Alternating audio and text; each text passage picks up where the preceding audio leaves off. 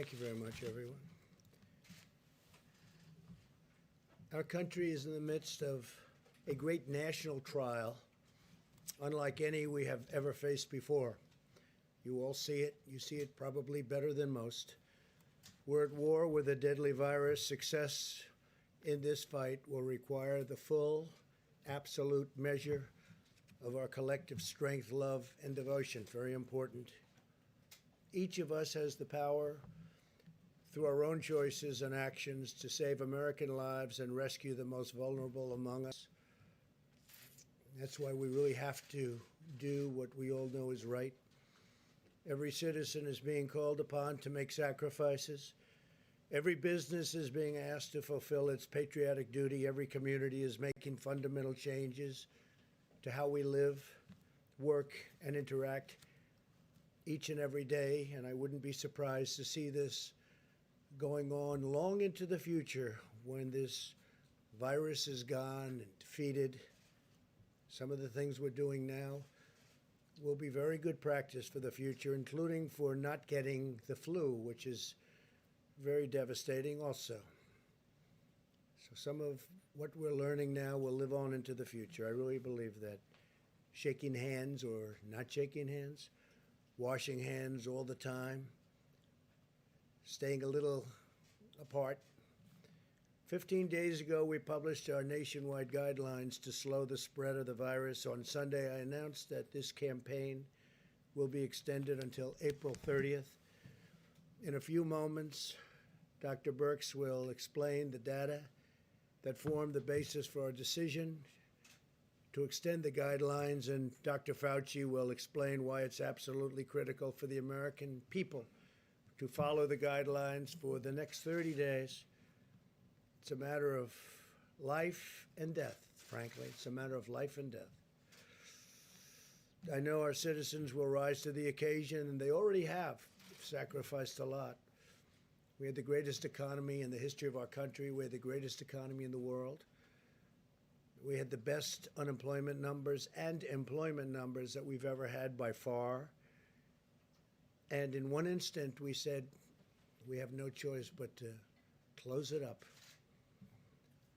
Just as Americans have always done, they will do a job like few have seen before, and they're proud to do it, and I see that. There's a great pride going on right now.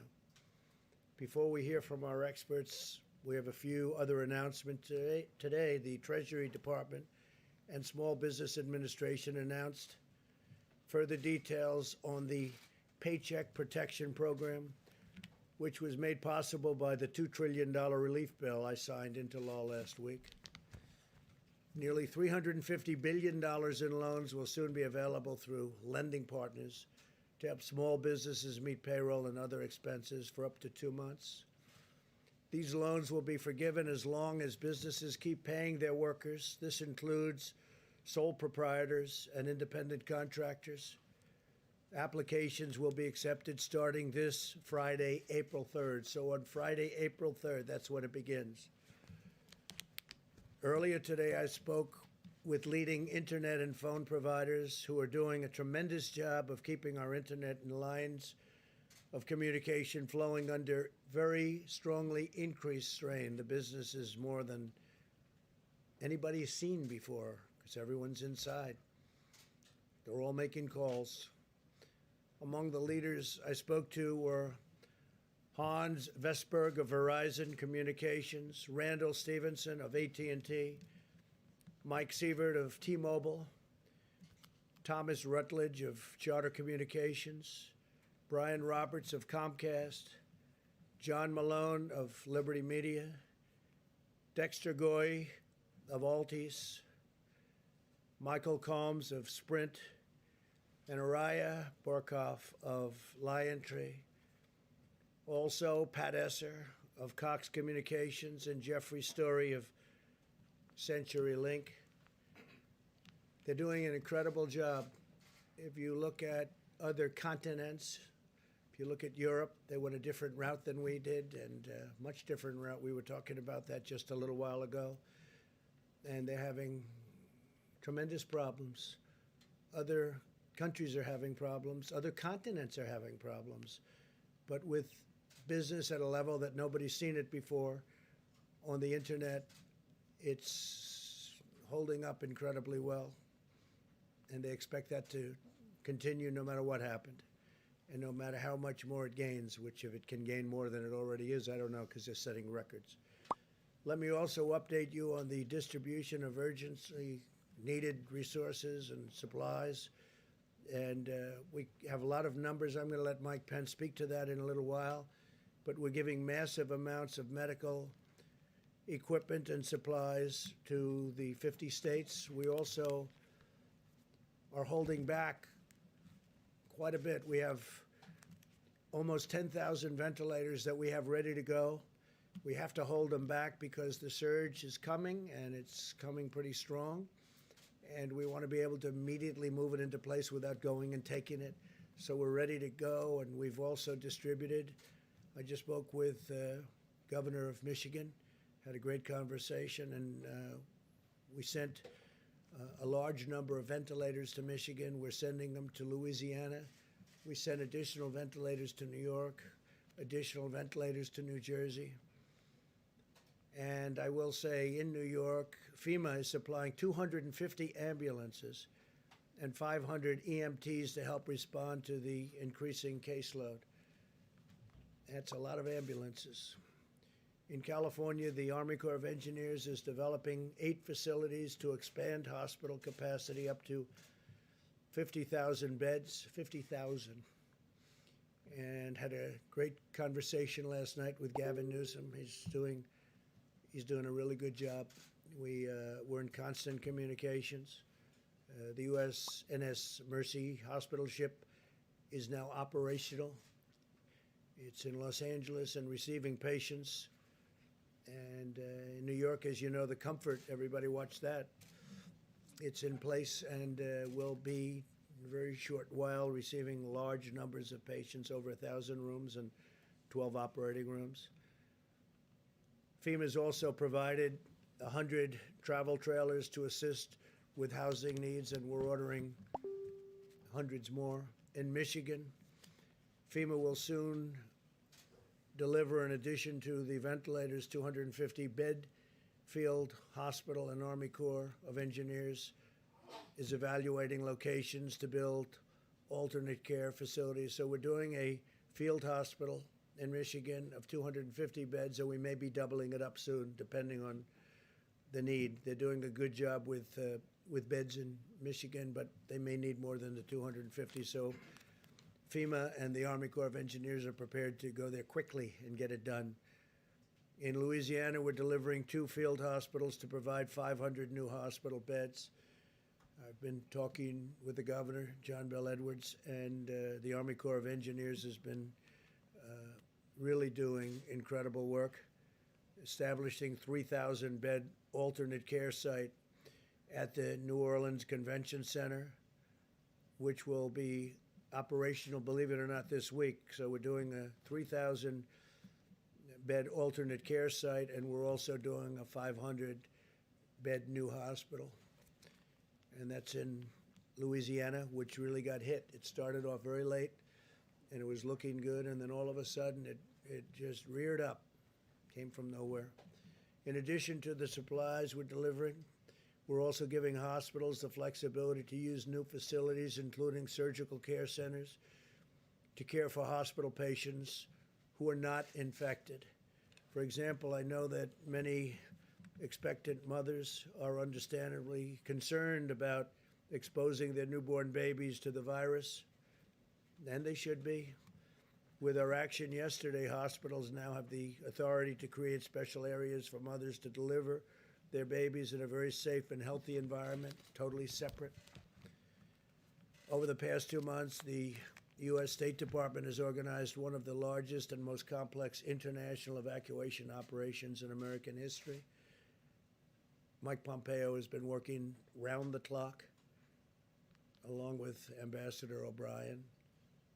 Since January 29th, we have successfully repatriated over 25,000 Americans from more than 50 countries. where they were literally stuck, in some cases locked in. And I salute the incredible public servants at the Department of State as well as their counterparts at DHS and HHS who have played such an important role in doing this. You probably read about the young people in Peru and young people in Brazil, and they were absolutely stuck, and we got them out, got them. Almost everybody is out now, back home with their parents, their wives, their husbands. I want every American to be prepared for the hard days that lie ahead. We're going to go through a very tough 2 weeks. And then hopefully, as the experts are predicting, as I think a lot of us are predicting after having studied it so hard, you're going to start seeing some real light at the end of the tunnel. But this is going to be a very painful, very, very painful 2 weeks. When you look and see at night the kind of death that's been caused by this invisible enemy, it's incredible. I was watching last night Governor Murphy of New Jersey say 29 people died today, meaning yesterday, and others talking about numbers far greater. But you get to know a state. I know New Jersey so well, and you hear 29 people, and hundreds in other locations, hundreds in other states. And this is going to be a rough 2 week period. As a nation, we face a difficult few weeks as we approach that really important day when we're going to see things get better all of a sudden. And it's going to be like a burst of light, I really think, and I hope. Our strength will be tested and our endurance will be tried. But America will answer with love and courage and ironclad resolve. This is the time for all Americans to come together and do our part. I appreciate a lot of the media. We've had a lot of really good things said. I think only good things can be said when you look at the job that's been done. I just spoke with Franklin Graham, who's an extraordinary person. And Samaritan's Purse has been, like so many others, just been amazing and so fast. They did it so fast. He's been doing that for a long time, but I think people are really seeing what they have done. Franklin Graham, very special family. As we send plane loads of masks and gloves and supplies to the communities battling the plague, and that's what it is. This is a plague. We also send our prayers. We pray for the doctors and the nurses, for the paramedics and the truck drivers and the police officers and the sanitation workers, and above all, the people fighting for their lives in New York and all across our land. I watched as doctors and nurses went into a certain hospital in Elmhurst this morning. I know Elmhurst, Queens. I grew up right next to it. I know the hospital very well. Been seeing it all my life, my young life. And I will tell you that to see the scenes of trailers out there and what they're doing with those trailers, they're freezers, and nobody can even believe it. And I spoke to some of my friends. They can't believe what they're seeing. And I watched the doctors and the nurses walking into that hospital this morning. It's like military people going into battle, going into war. The bravery is incredible, and I just have to take my hat. I would take my hat. If I were wearing a hat, I'd rip that hat off so fast, and I would say, you people are just incredible. They really are. They're very brave. They're going in, and they don't know. You have lots of things flying around in the air. You don't know what you're touching. Is it safe? And you also see where you have friends that go into the hospital and you say, how is he doing 2 days later? And they say, sir, he's unconscious or he's in a coma. So things are happening that we've never seen before in this country. And with all of that being said, the country's come together like I've never seen it before. And we will prevail, we will win, and hopefully it will be in a relatively short period of time. With that, I'd like to ask Dr. Birx to come up and show you some of the latest, just the data that has been, I think, brilliantly put together. And right after that, I'm going to ask Dr. Fauci to speak. And Mike Pence is going to give you some of the recent events that have taken place and some of the statistics that we have that I think will be very interesting here. Thank you very much. Please, Dr. Thank you, Mr. President. If I can have the first slide, please. So always, and that's what this slide is labeled, is goals of community mitigation, really highlighting that this begins in the middle and the end with community.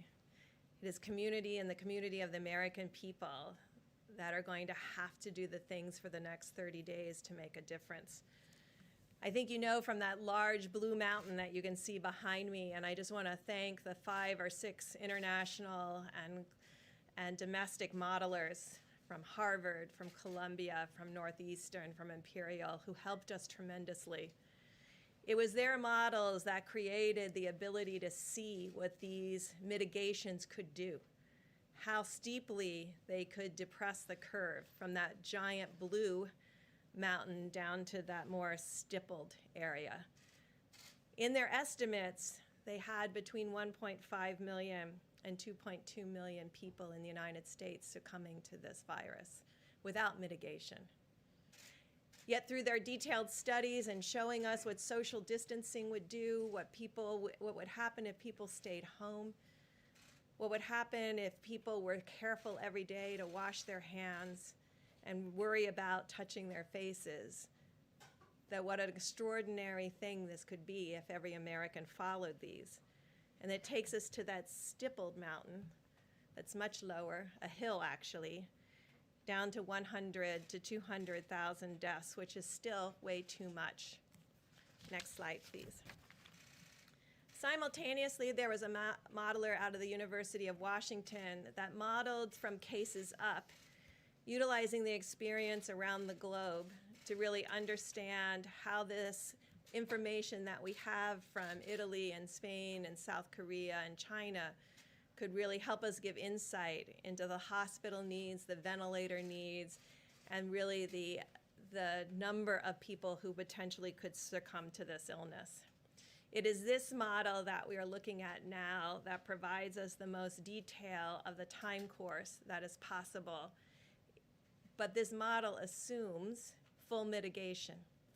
It's informed every morning or every night by the reality on the ground coming in from New York, New Jersey, and around the United States, and is modeled and informed every morning so that it is adjusted so it is up to date every day.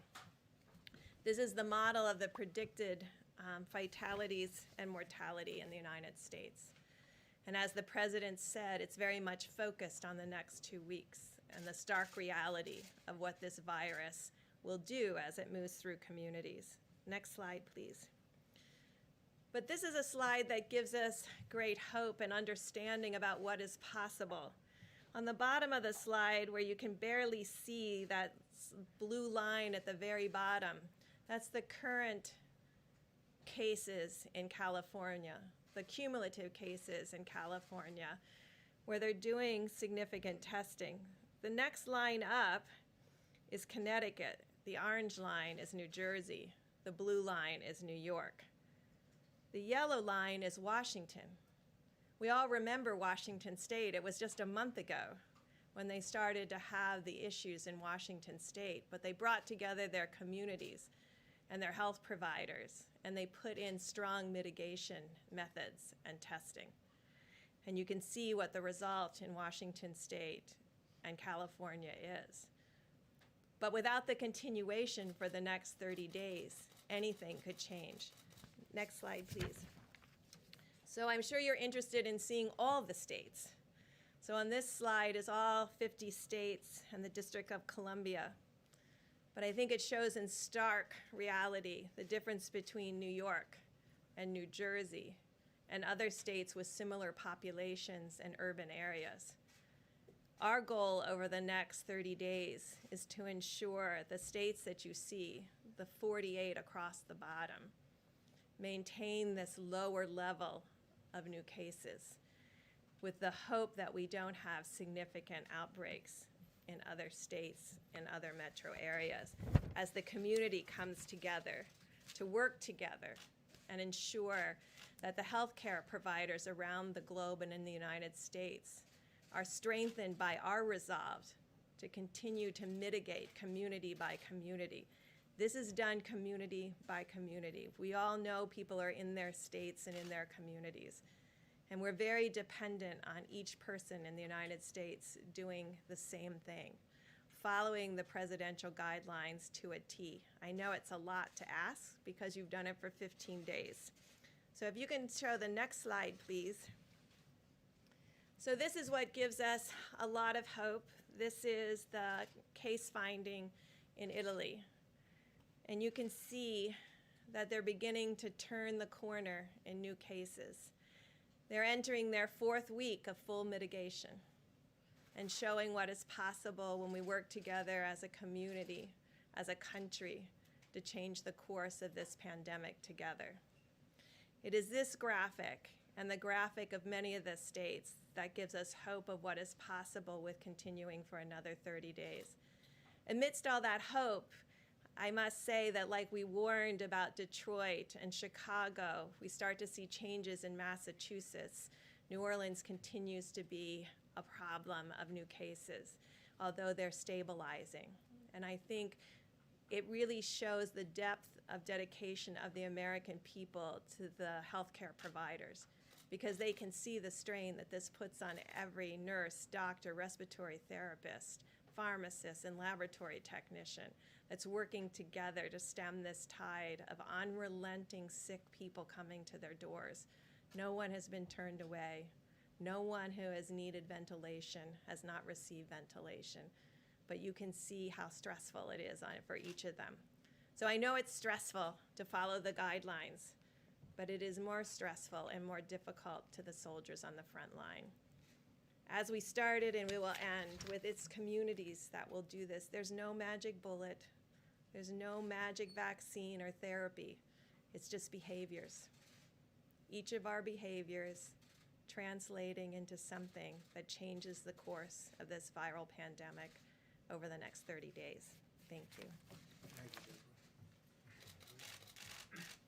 Thank you very much, Dr. Birx. Mr. President, Mr. Vice President. So what Dr. Birx has really said very simply is that there are really two dynamic forces that are opposing each other here. As I've mentioned several times in our briefings, the virus, if left to its own devices, will do that dark curve that Dr. Birx showed you. The other dynamic force is what we are doing, what we're trying to do, and what we will do in the form of mitigation. Now, these are very revealing bits of data, because you saw what happened in Italy, where you make the turn around the curve and you go. That doesn't happen all at once. It's a stepwise fashion. And if I explain the steps, which I will, you'll see why we are really convinced that mitigation is going to be doing the trick for us. Because what you have is you have an increase in new cases at a certain rate. When the increase in new cases begin to level off, the secondary effect is less hospitalizations, the next effect is less intensive care, and the next effect is less deaths. The deaths and the intensive care and the hospitalization always lag behind that early indication that there are less new cases per day, the way we saw in Italy, and the way we're likely seeing, I don't want to jump the gun on it, we're seeing little inklings of this right now in New York. So what we're going to see, and that's we got to brace ourselves, in the next several days to a week or so, we're going to continue to see things go up. We cannot be discouraged by that because the mitigation is actually working and will work. The slide that Dr. Birx showed, where you saw New York and New Jersey and then the cluster of other areas, our goal, which I believe we can accomplish, is to get the hotspot places, the New Yorks, the New Jersey, and help them to get around that curve. But as importantly, to prevent those clusters of areas that have not yet gone to that spike, to prevent them from getting that spike. And the answer to that is mitigation. Now, the 15 days that we had of mitigation clearly have had an effect, although it's tough to quantitate it because of those two opposing forces. But the reason why we feel so strongly about the necessity of the additional 30 days is that now is the time, whenever you're having an effect, not to take your foot off the accelerator and on the brake, but to just press it down on the accelerator. And that's what I hope and I know that we can do over the next 30 days. And as I said the other day and on one of the interviews, we are a very strong and resilient nation. If you look at our history, we've been through some terrible ordeals. This is tough. People are suffering, people are dying. It's inconvenient from a societal standpoint, from an economic standpoint to go through this. But this is going to be the answer to our problems. So let's all pull together and make sure, as we look forward to the next 30 days, we do it with all the intensity and force that we can. Thank you.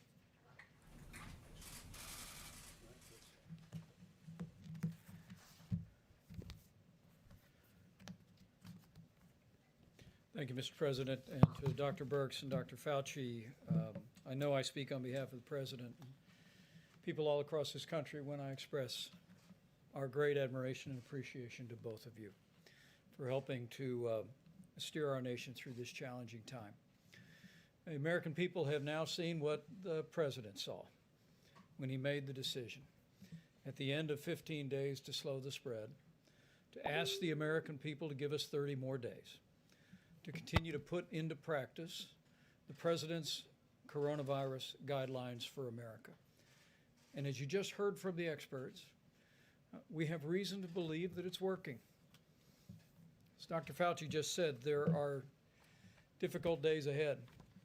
Our hearts and our prayers go out to the families that have lost loved ones, and those, as the President just reflected, who we know are struggling at this hour in hospitals across the nation. But to each and every one of us, do not be discouraged, because what you can do to protect your health, the health of your family, what you can do to ensure that our healthcare providers have the resources and our hospitals have the capacity to meet this moment is put into practice the President's coronavirus guidelines for America. It really is what every American can do.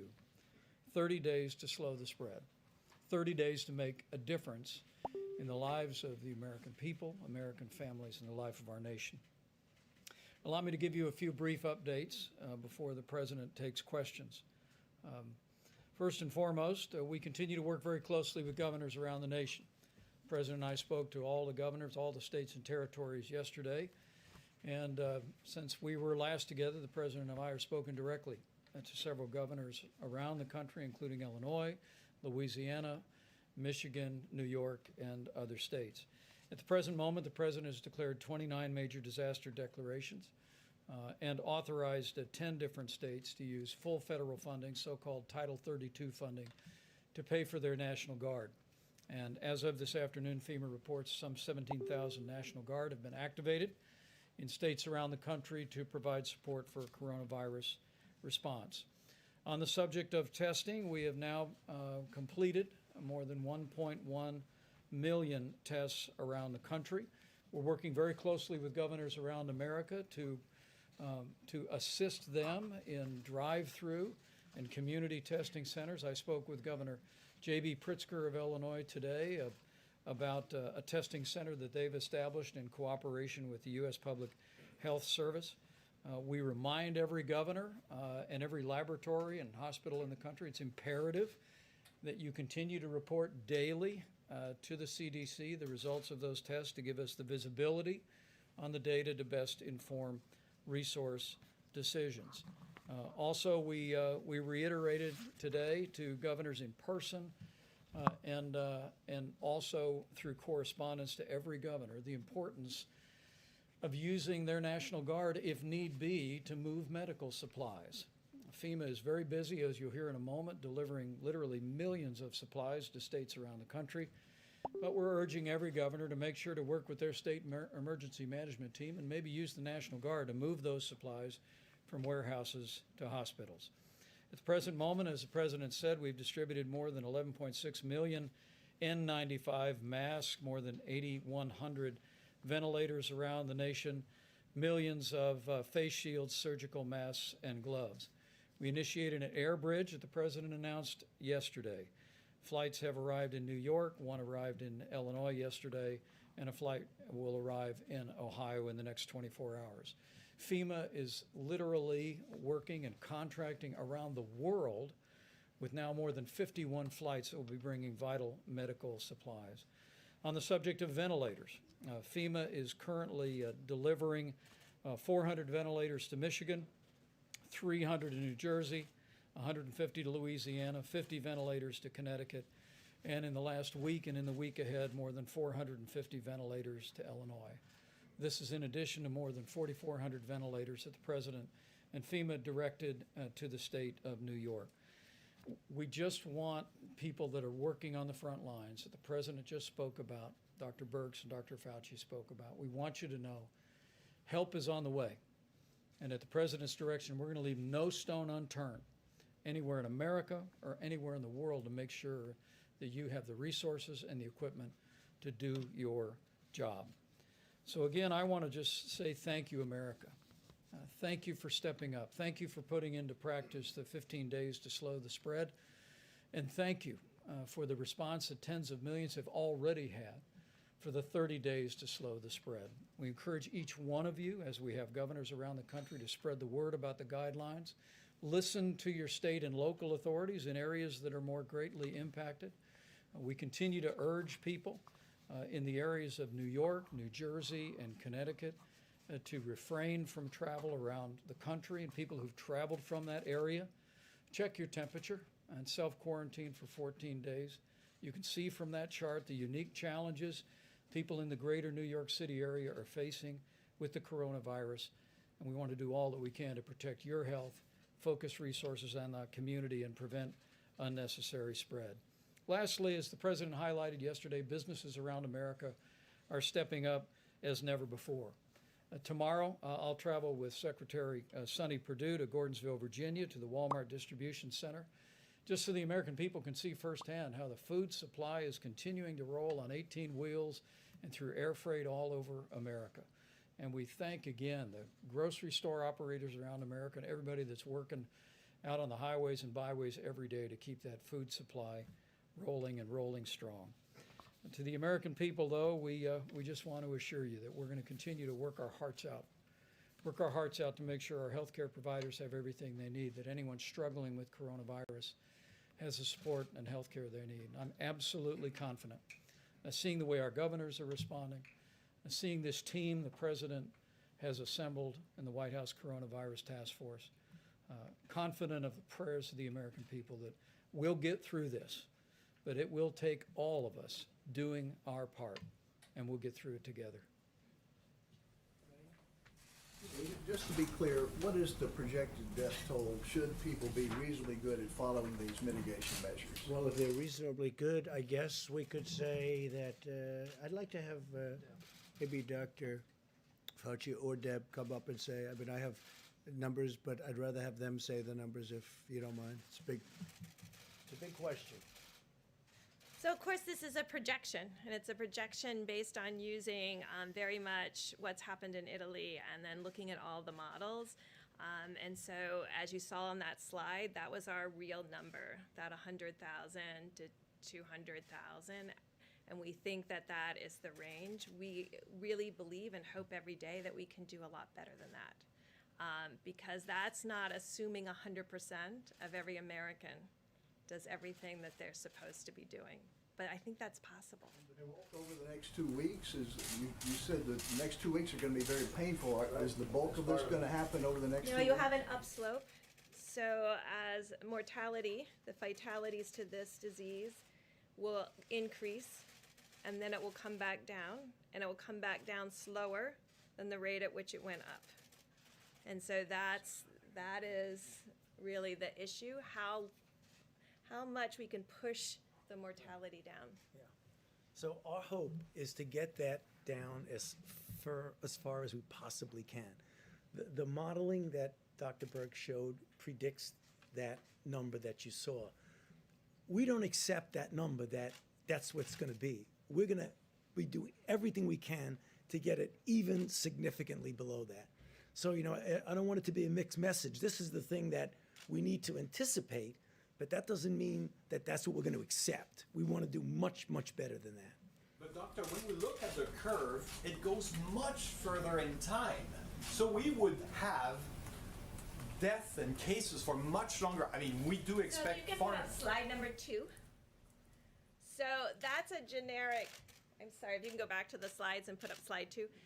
Okay, so what I showed you was a generic picture of what happens in an epidemic when you mitigate. So no mitigation, mitigate.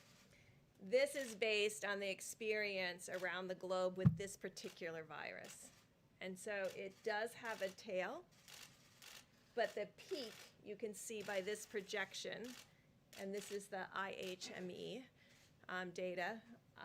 The peak is over the next 2 weeks, and this is tracking mortality, so the number of fatalities from this virus. And so that's the part that we think we can still blunt through the superb medical care that every client is receiving, but also even more stringent people following the guidelines. I can't see the small characters, but are we seeing death until June? I can't really. This is June. This is June, so we would still see problems and deaths in June. It's a projection. It's a projection, of course. So, I mean, just getting back to what I said about the stepwise thing, deaths always lag. So you will be seeing deaths at a time when, as an epidemic, we're doing really, really well because the deaths will lag. Dr. Fauci, should Americans be prepared for the likelihood that there will be 100,000 Americans who die from this virus? The answer is yes. We need, as sobering a number as that is, we should be prepared for it. Is it going to be that much? I hope not, and I think the more we push on the mitigation, the less likelihood it would be that number. But as being realistic, we need to prepare ourselves that that is a possibility, that that's what we will see. A very short period of time for that to happen. Right. Can the country handle that in such a short period of time, within a couple of months? You know, 50,000 a month. You know, it will be difficult. I mean, no one is denying the fact that we are going through a very, very difficult time right now. I mean, we're seeing what's happening in New York. That is really, really tough. And if you extrapolate that to the nation, that will be really tough. But that's what it is, Jim, and we're going to have to be prepared for that. Yeah, I think because the model that was from IHME, that's based and heavily laden by the data that has come in from New York and New Jersey and Connecticut. So, you know, that can skew to a higher peak and more significant mortality. If all of the other states are able, and all the other metro areas are able to hold that case number down, then it's a very different picture. But you have to predict on the data you have, which is heavily skewed to New York and New Jersey. Just one extra thing. Getting back to that, that's really an important slide that Dr. Berg showed. The cluster of other cities that are not New York and not New Jersey. If we can suppress that from any kind of a spike, the numbers could be significantly lower than what we're talking about. You have some cities that are not following these guidelines. Right, and that's the reason my plea at the end of my remarks, Jim, that now is the time to put your foot on the accelerator, because that's the only thing that's going to stop those peaks. Dr. And some of the cities are doing very well, as you see, very well at this early stage. But the number, the doctor said 100,000, the number is between 100 and 200,000, maybe even slightly more. But we would hope that we could keep it Can we have the under. next slide or Mr. the President. slide after that? Just go, yeah, one more slide.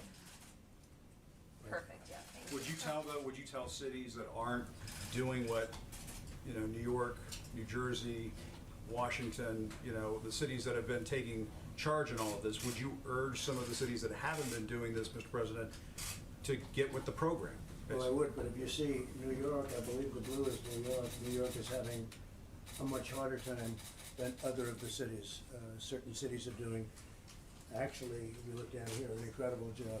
They were early, they were very, very firm, and they've done an incredible job. This is New Jersey, New York. This is, I mean, if you remember, California and Washington State were down here, and they had some of the earliest cases. But we're seeing places in Florida not doing what New York and New Jersey have been doing, what Washington State has been but doing. they're doing very well by comparison. Mr. President? Yes, Could maybe direct the question to you and then to Dr. Fauci as well.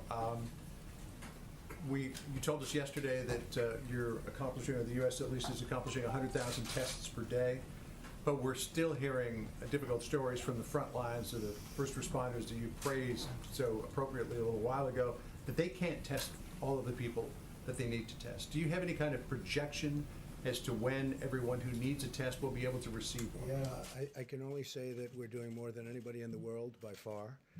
We are testing highly accurate tests. These are tests that work. As you know, many tests are being sent to countries not enough. and they're broken. Well, we're doing, every day we get, and the word is exponential, we are getting more and more and more. And now we have the new test that you saw yesterday. That's going to be rolled out, I think, tomorrow or the next day. And that's going to take only a few minutes, literally a few minutes to see the result. And it's a highly accurate result. I mean, tests were given out, not by us, by other countries, where there was a 50-50 chance that it was wrong. What kind of a test is that? These are highly accurate tests, but the new tests that are coming out are very quick, and they were just developed. Abbott Labs did the one yesterday. So we're doing more than anybody in the world by far, and they're very accurate tests, and we're getting a lot of information from those tests. The test president unveiled yesterday, the Abbott Laboratories test, which is a 15-minute test. Our team is working very closely with Admiral Giroir and FEMA to make sure that those are distributed around the country. Earlier this week, Abbott Laboratories is actually going to be producing 50,000 tests a day and distributing those around America. There's already the machines in some 18,000 different locations around the country. And they've told us they have several thousand on the shelf now. And what we're doing is trying to identify the areas where we may yet have pockets, or, as Dr. Birx often says, where we want to do more immediate testing so that we can do what's called surveillance testing to identify where there may be coronavirus cases where there's been very little incident. But if I could just amplify one other point, and that is that when you look at this chart, go back 15 days. And the reality is that, and this is me speaking as a layperson, but as I've listened to our experts, I mean, New York and the greater New York City area have unique challenges. It's a city that we really believe may have had exposure to the coronavirus much earlier on than we could have known, and had its own challenges. And New York, Connecticut, New Jersey are leaning into this effort.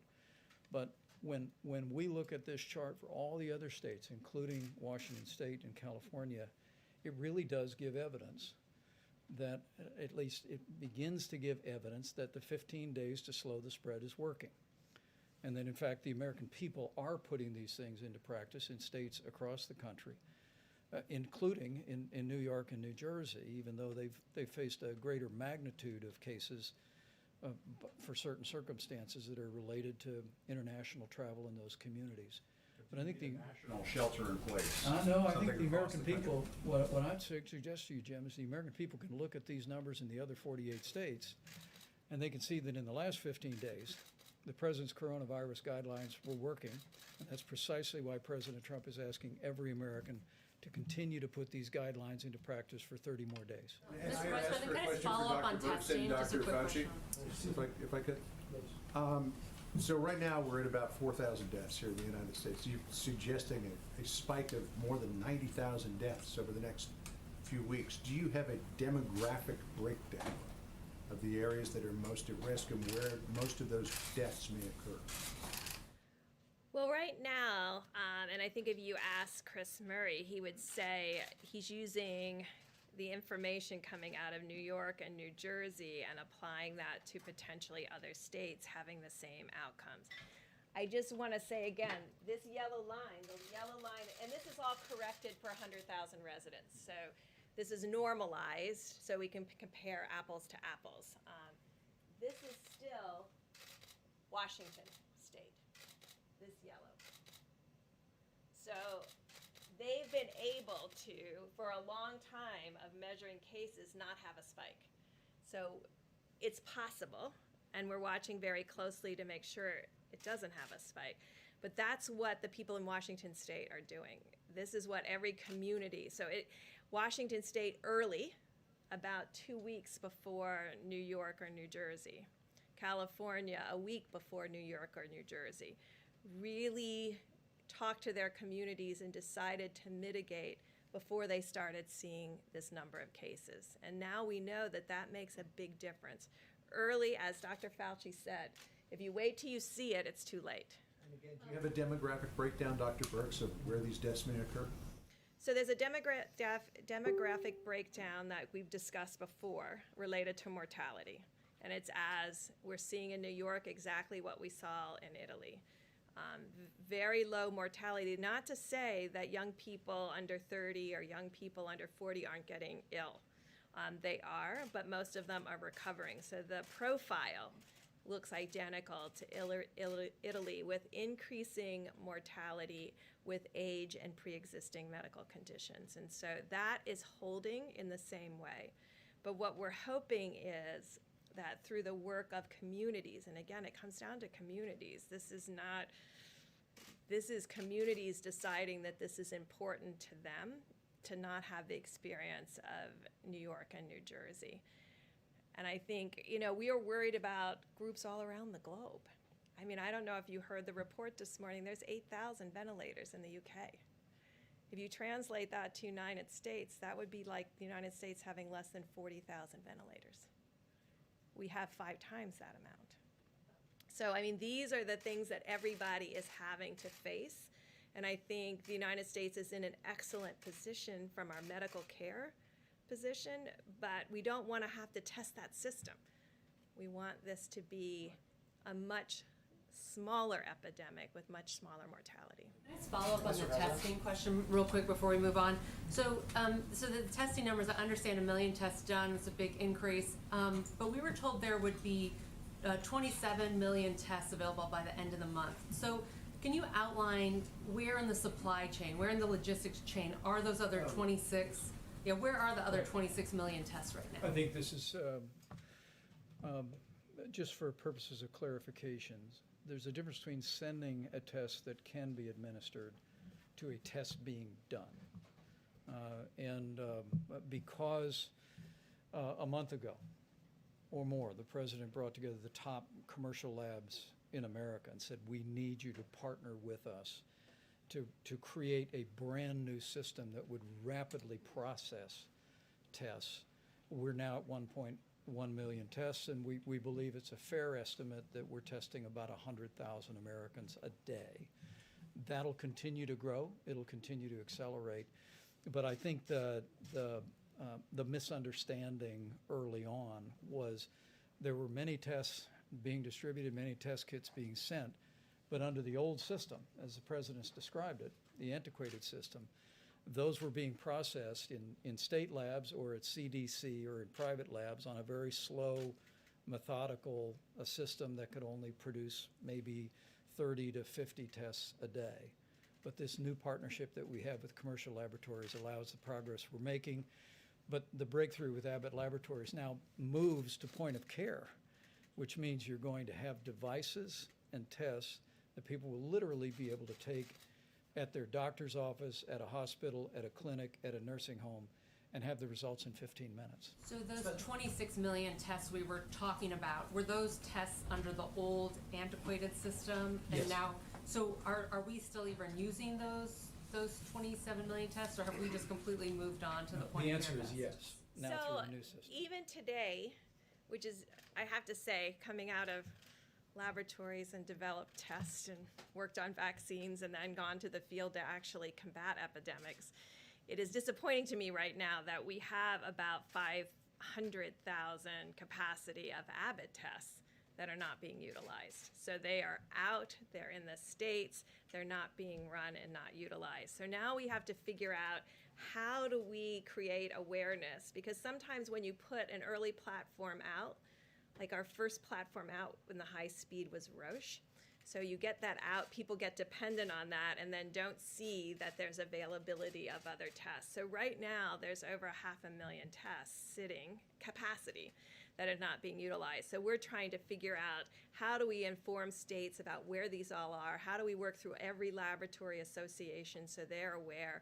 And how do we raise awareness so people know that there's point of care, there's Thermo Fisher, there's Abbott testing, and there's Roche. And if you add those together, that's millions of tests a week. They're not being reported. And they're not, and so those are the, But they're not being reported. or they're not even being used. So that's what's really, so that's what we're working on. What's the reason they're being used? Because when people get used to a single platform, they keep sending it back to that lab. So it's getting in a queue to wait to get on a Roche machine rather than being moved to this other lab that may have Abbott capacity, because they're all in different laboratories. And so I think, well, actually, Admiral Giroir is figuring it out to really create some kind of visual so that every governor and every health commissioner can see all of their capacity in their countries, in their states, county by county, so that they know where the tests are. So we pushed a lot of tests out, but they're not all being utilized. And it's up to the people, and they don't send them back. They use them, they don't send them back. And Doctor, go ahead, please. No, Dr. Burks explained it very, very well. I just want to get back, John, to your question. It's a logical question. When you look at the number, you want to know what the demography is going to be.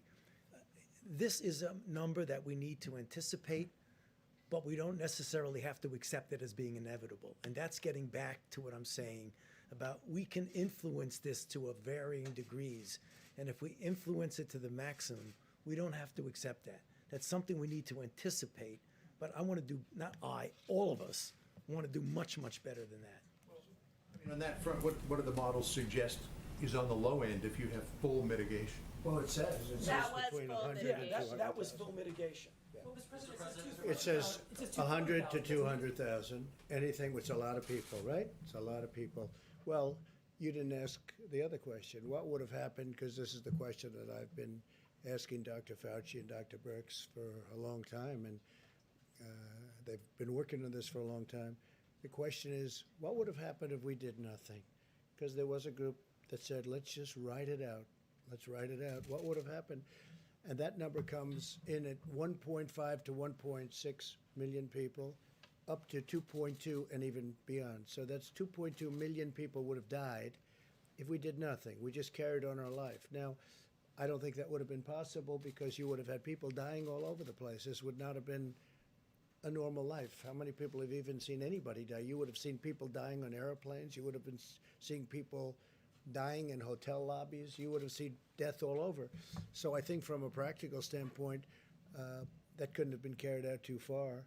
But if you did nothing on the higher side, the number would be 2.2 and maybe even more, and on the lower side, 1.6 million people. Understood, but if 100,000 is the number with full mitigation, how do you push it? How do you push it lower? So, no, we'll go together. We've been at this a long time. You go first. So, John, it's an obvious, very good question. If this is full mitigation and it's 100,000, why am I standing here saying I want to make it better? Because that's what the model tells you it's going to do. What we do is that every time we get more data, you feed it back in and relook at the model. Is the model really telling you what's actually going on? And again, I know my modeling colleagues are going to not be happy with me, but models are as good as the assumptions you put into them. And as we get more data, then you put it in, and that might change. So even though it says, according to the model, which is a good model that we're dealing with, this is full mitigation.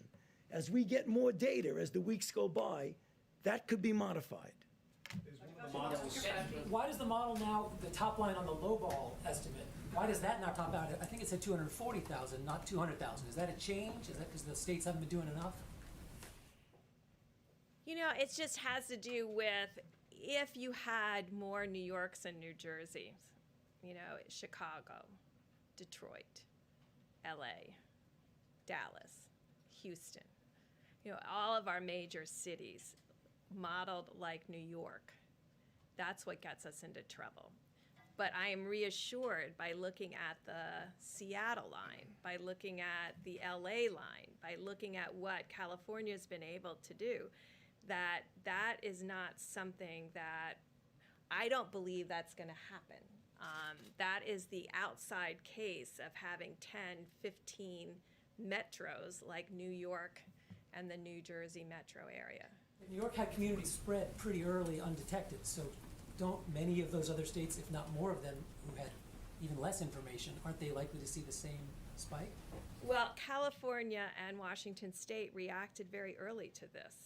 I mean, yes, Washington State had some of the earliest infections. They have kept it low and steady, and for now a month has been tracking it with a small increase in the number of cases, but not this logarithmic form of the virus. And so that's the piece that we're trying to prevent. That's the piece that we're trying to prevent in New Orleans, in Detroit, in Chicago, and in Boston right now.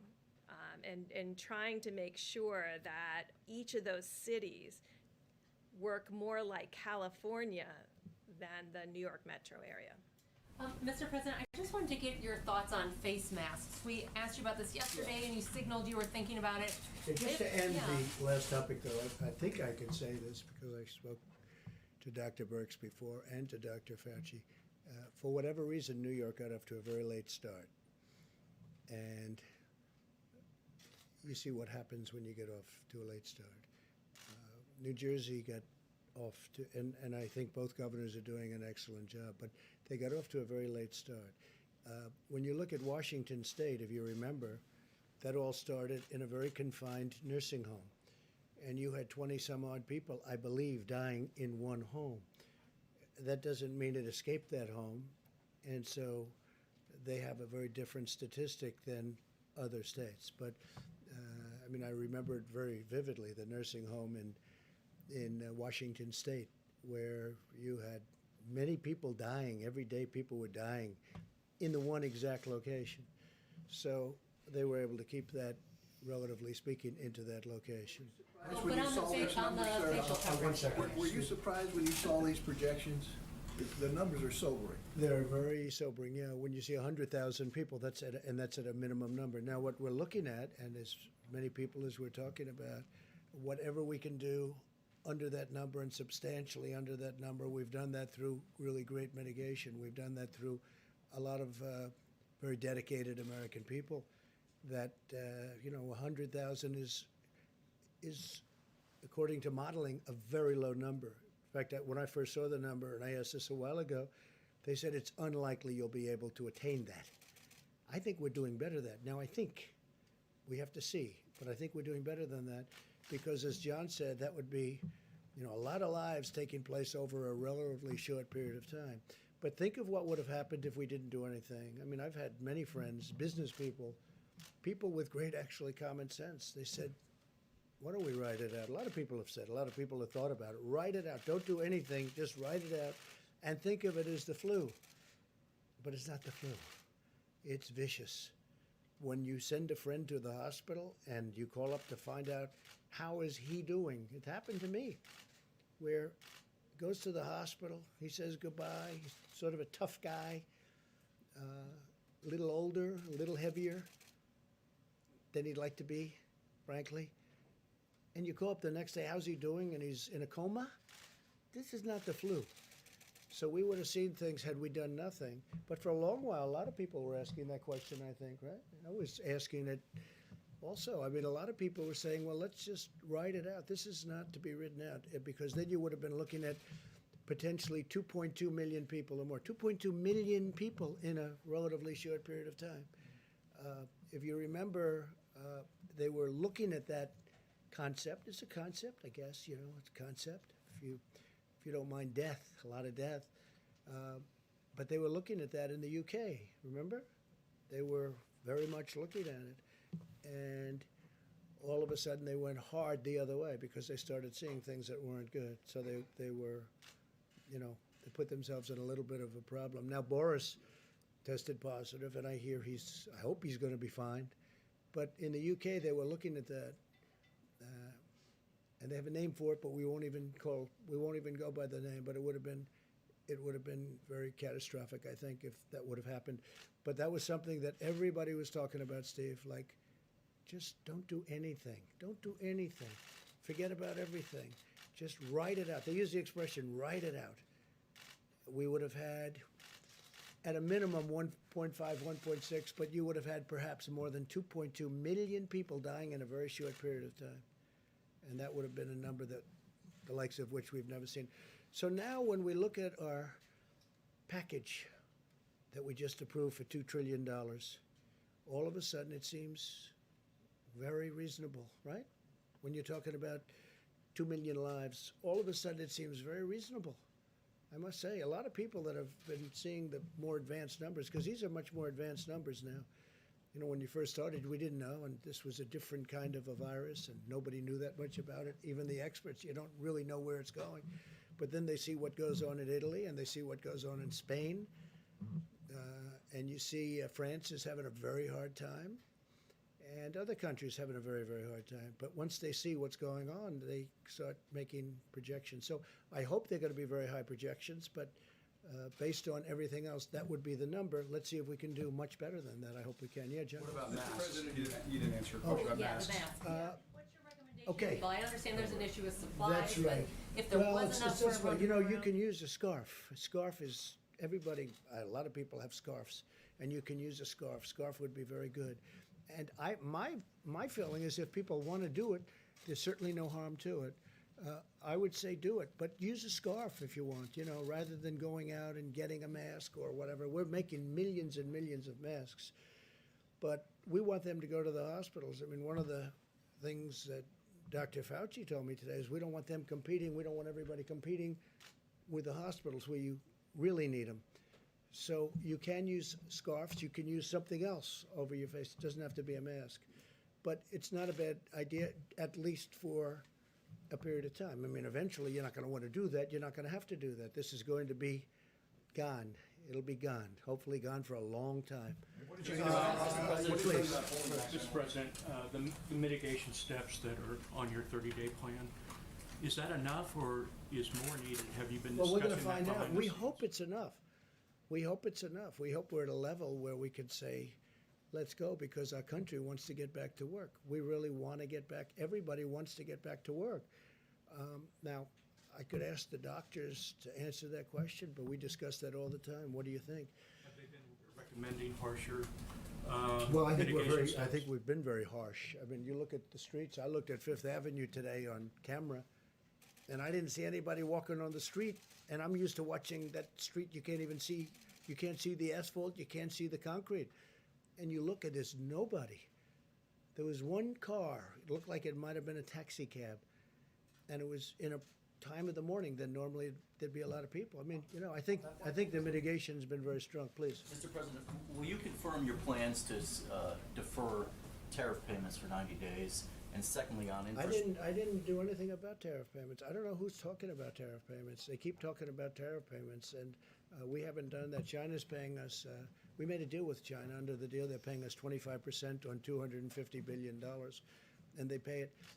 And I spoke with President Xi the other day, and he didn't mention that. We didn't mention that. We had a great conversation, by the way, a really productive conversation having to do with many things. Most of it was on the virus, but you know, we're not talking. Who are you with? Who are you with? If I could just clarify. Whoa. Who are you with? Wall Street Journal. Oh. There's reporting by the Wall Street Journal and Bloomberg that there's a plan in Yeah, I motion. know it's incorrect reporting. To, Well, it might be, but I'm going to have to approve the plan. The one thing I will tell you, I approve everything, and they haven't presented it to me. So therefore, it's false reporting. So therefore, don't do the story. If we're going to do something, I'd be glad to let you know. There's nothing wrong with doing it, but we'll let you know. Yeah, please, let a couple of facts, then we'll get back to you, Jim. Go ahead. Thank you, sir. Philip Whiteman with Real Clear Politics. I wanted to ask you about individual states issuing stay-at-home orders. What do you think, for instance, in Florida, Ron DeSantis has resisted urges to issue one of those, but he said moments ago that if you and the rest of the task force recommended one, that would weigh on him heavily. What sort of circumstances need to be in place for you to make that call and say this is something you should consider? Different kind of a state. Also, great governor, knows exactly what he's doing, has a very strong view on it. And we have spoken to Ron. Mike, do you want to just tell him a little bit about that? Well, let me echo our appreciation for Governor DeSantis' leadership in Florida. He's been taking decisive steps from early on and working closely with our team at the federal level. But let me be very clear on this. The recommendation of our health experts was to take the 15 days to slow the spread and have the president extend that to 30 days for every American. Now, that being said, we recognize that when you're dealing with a health crisis in the country, it is locally executed by healthcare workers, but it's state managed. And so we continue to flow information to state governors. We continue to hear about the data that they're analyzing and consult with them. But at the president's direction, the White House Coronavirus Task Force will continue to take the posture that we will defer to state and local health authorities on any measures that they deem appropriate. But for the next 30 days, this is what we believe every American in every state should be doing at a minimum to slow the spread. So unless we see something obviously wrong, we're going to let the governors do it. Now, if it's obviously wrong, I mean, people can make things, they can make a decision that we think is so far out that it's wrong, we will stop that. But in the case of Governor DeSantis, you know, there's two thoughts to it, and two very good thoughts to it. And he's been doing a great job in every respect, so we'll see what happens. But we only would exercise if we thought somebody was very obvious. So go ahead, your turn. Thanks. I had a question in a minute for the Vice President about the National Strategic Stockpile, but while you're at the podium, I wanted to ask about your call with President Putin a couple days ago. Yeah. I know a big economic concern for a lot of people has been the state of oil prices right now. Yeah. So I'm wondering if you raised that with President Putin, if you were able to. I did. We had a call. It was probably about that, the oil prices, because as you know, Russia and Saudi Arabia are going at it, and they're really going at it, and by going at it to the extent that they are, the oil has dropped to a point where, look, it's the greatest tax cut we've ever given, if you look at it that way, because people are going to be paying 99 cents for a gallon of gasoline. It's incredible in a lot of ways. It's going to help the airlines, but at the same time, it's hurtful to one of our biggest industries, that's the oil industry. It's really, it's not even feasible what's going on. So I spoke to President Putin about that. I also spoke to the Crown Prince about that, Saudi Arabia. No, I think, yeah, they're going to get together, and we're all going to get together, and we're going to see what we can do, because you don't want to lose an industry. You're going to lose an industry over it. Thousands and thousands of jobs. We have, I don't know if you know, there's oil all over the oceans right now. The boats are all filled. The ships are, they're renting ships that were dying, that weren't doing well, and now, like, that's where they're storing oil, and they're sent out to sea, and they sit there for long periods of time. There's so much oil. In some cases, it's probably less valuable than water. In some parts of the world, water is much more valuable. So we've never seen anything like it. But the two countries are discussing it, and I am joining at the appropriate time if need be. We had a great talk with President Putin. We had a great talk with the Crown Prince. We also discussed, more so with President Putin in this case, the virus, because Russia's being hit pretty hard.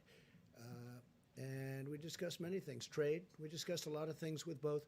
But in the case of both, we very much discussed the oil and the oil prices. I mean, you look, it's $22, but it's really much cheaper than that if you want to negotiate. Nobody's seen that. That's like from the 1950s. It really is. You know, to think that it was 50, 60, 70, 80, and now it's 22. But, you know, if you put a good bid in at 9, I think you could probably get what you wanted, right? John, please. Mr. President, you tweeted earlier today that now would be a good time to start looking toward if there is a light at the end of the tunnel, and work on an infrastructure bill. Again, you suggested it should be $2 trillion, which is twice what the last one was, or the proposal at least.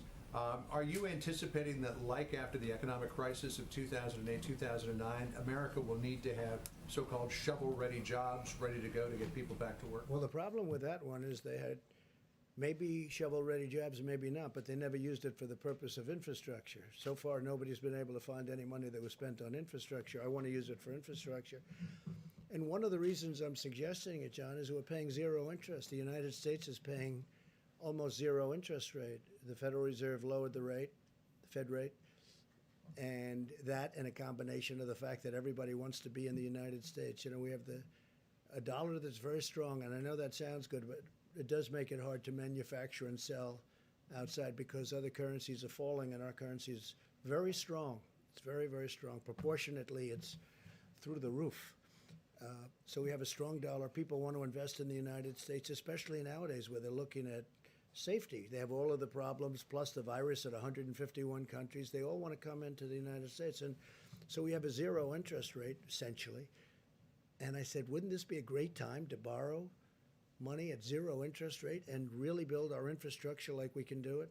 So the plan was, the Republicans had a plan of about 750. I would say they were at 7.5. You had the Democrats were a little less than $1 trillion. The Republicans were a little bit less than that. And I'm suggesting $2 trillion. We redo our roads, our highways, our bridges. We fix up our tunnels, which are many of them in bad shape, like coming into New York, as you know, really bad shape. And we really do a job on our infrastructure. And that doesn't mean we're going to do the Green New Deal, because I won't do it. I won't approve it. We're not going to do the Green New Deal and spend 40% of the money on things that people just have fun with. How would you pay for it, sir? We're going to borrow the money at 0% interest. So our interest payments would be almost zero, and we can borrow long term. People want to be in the United States. They want to be invested in the United States. Go ahead, Jim. I wanted to get back to the virus. You were saying at the beginning of the press conference that you're looking at holding back 10,000 ventilators. Is that because you need to pick and choose where these ventilators are going to have to go because of the nature of the pandemic? Right. It's a good how it's question. spreading? And also, I just wanted to ask Dr. Fauci and Dr. Birx, if it's possible after you finish, is that part of the reason why you're projecting 100,000 to 200,000 deaths, that there are going to be some people who aren't going to be able to get ventilators or be put on a Actually, ventilator? just the opposite, because we're holding back. We have almost 10,000, and we're holding because we're going to need them over the next couple of weeks as the surge goes on. You see the chart. We haven't hit the top yet, and we have to be able to move them immediately. And we can't take them because it's going to be very hard to do that. We can't take them to places that aren't needing them. Plus, we have requests for ventilators in hospitals and in states and cities that don't need them, in our opinion. They don't need them. They won't need them at the top. So we're holding it back for flexibility. We actually just took 600 and we sent them to different locations today. But we have close to 10,000, and we'll be able to get them, and we're all set to march. We have the National Guards and we have FEMA, and we're all set to move them to the places. So as per your second question, what we're going to do is save lives because of it, because otherwise we would not be able to get to the ventilators. And we don't know what the hottest spot is. Ventilator shortage right now? In some areas we might. But we've done a great job with ventilators, and we're having them made unbelievable. We have now 11 companies making ventilators. Now they'll be starting to arrive in the next week, but we've also grabbed a lot of them. Some hospitals had more than they were saying, or at least more than we knew about, which is a good thing, not a bad thing. But we want to be able to have, I guess the word would be flexibility, so that if the surge turns out to be much stronger in Louisiana, which it could, that we can immediately bring 1,000 or 2,000 to Louisiana.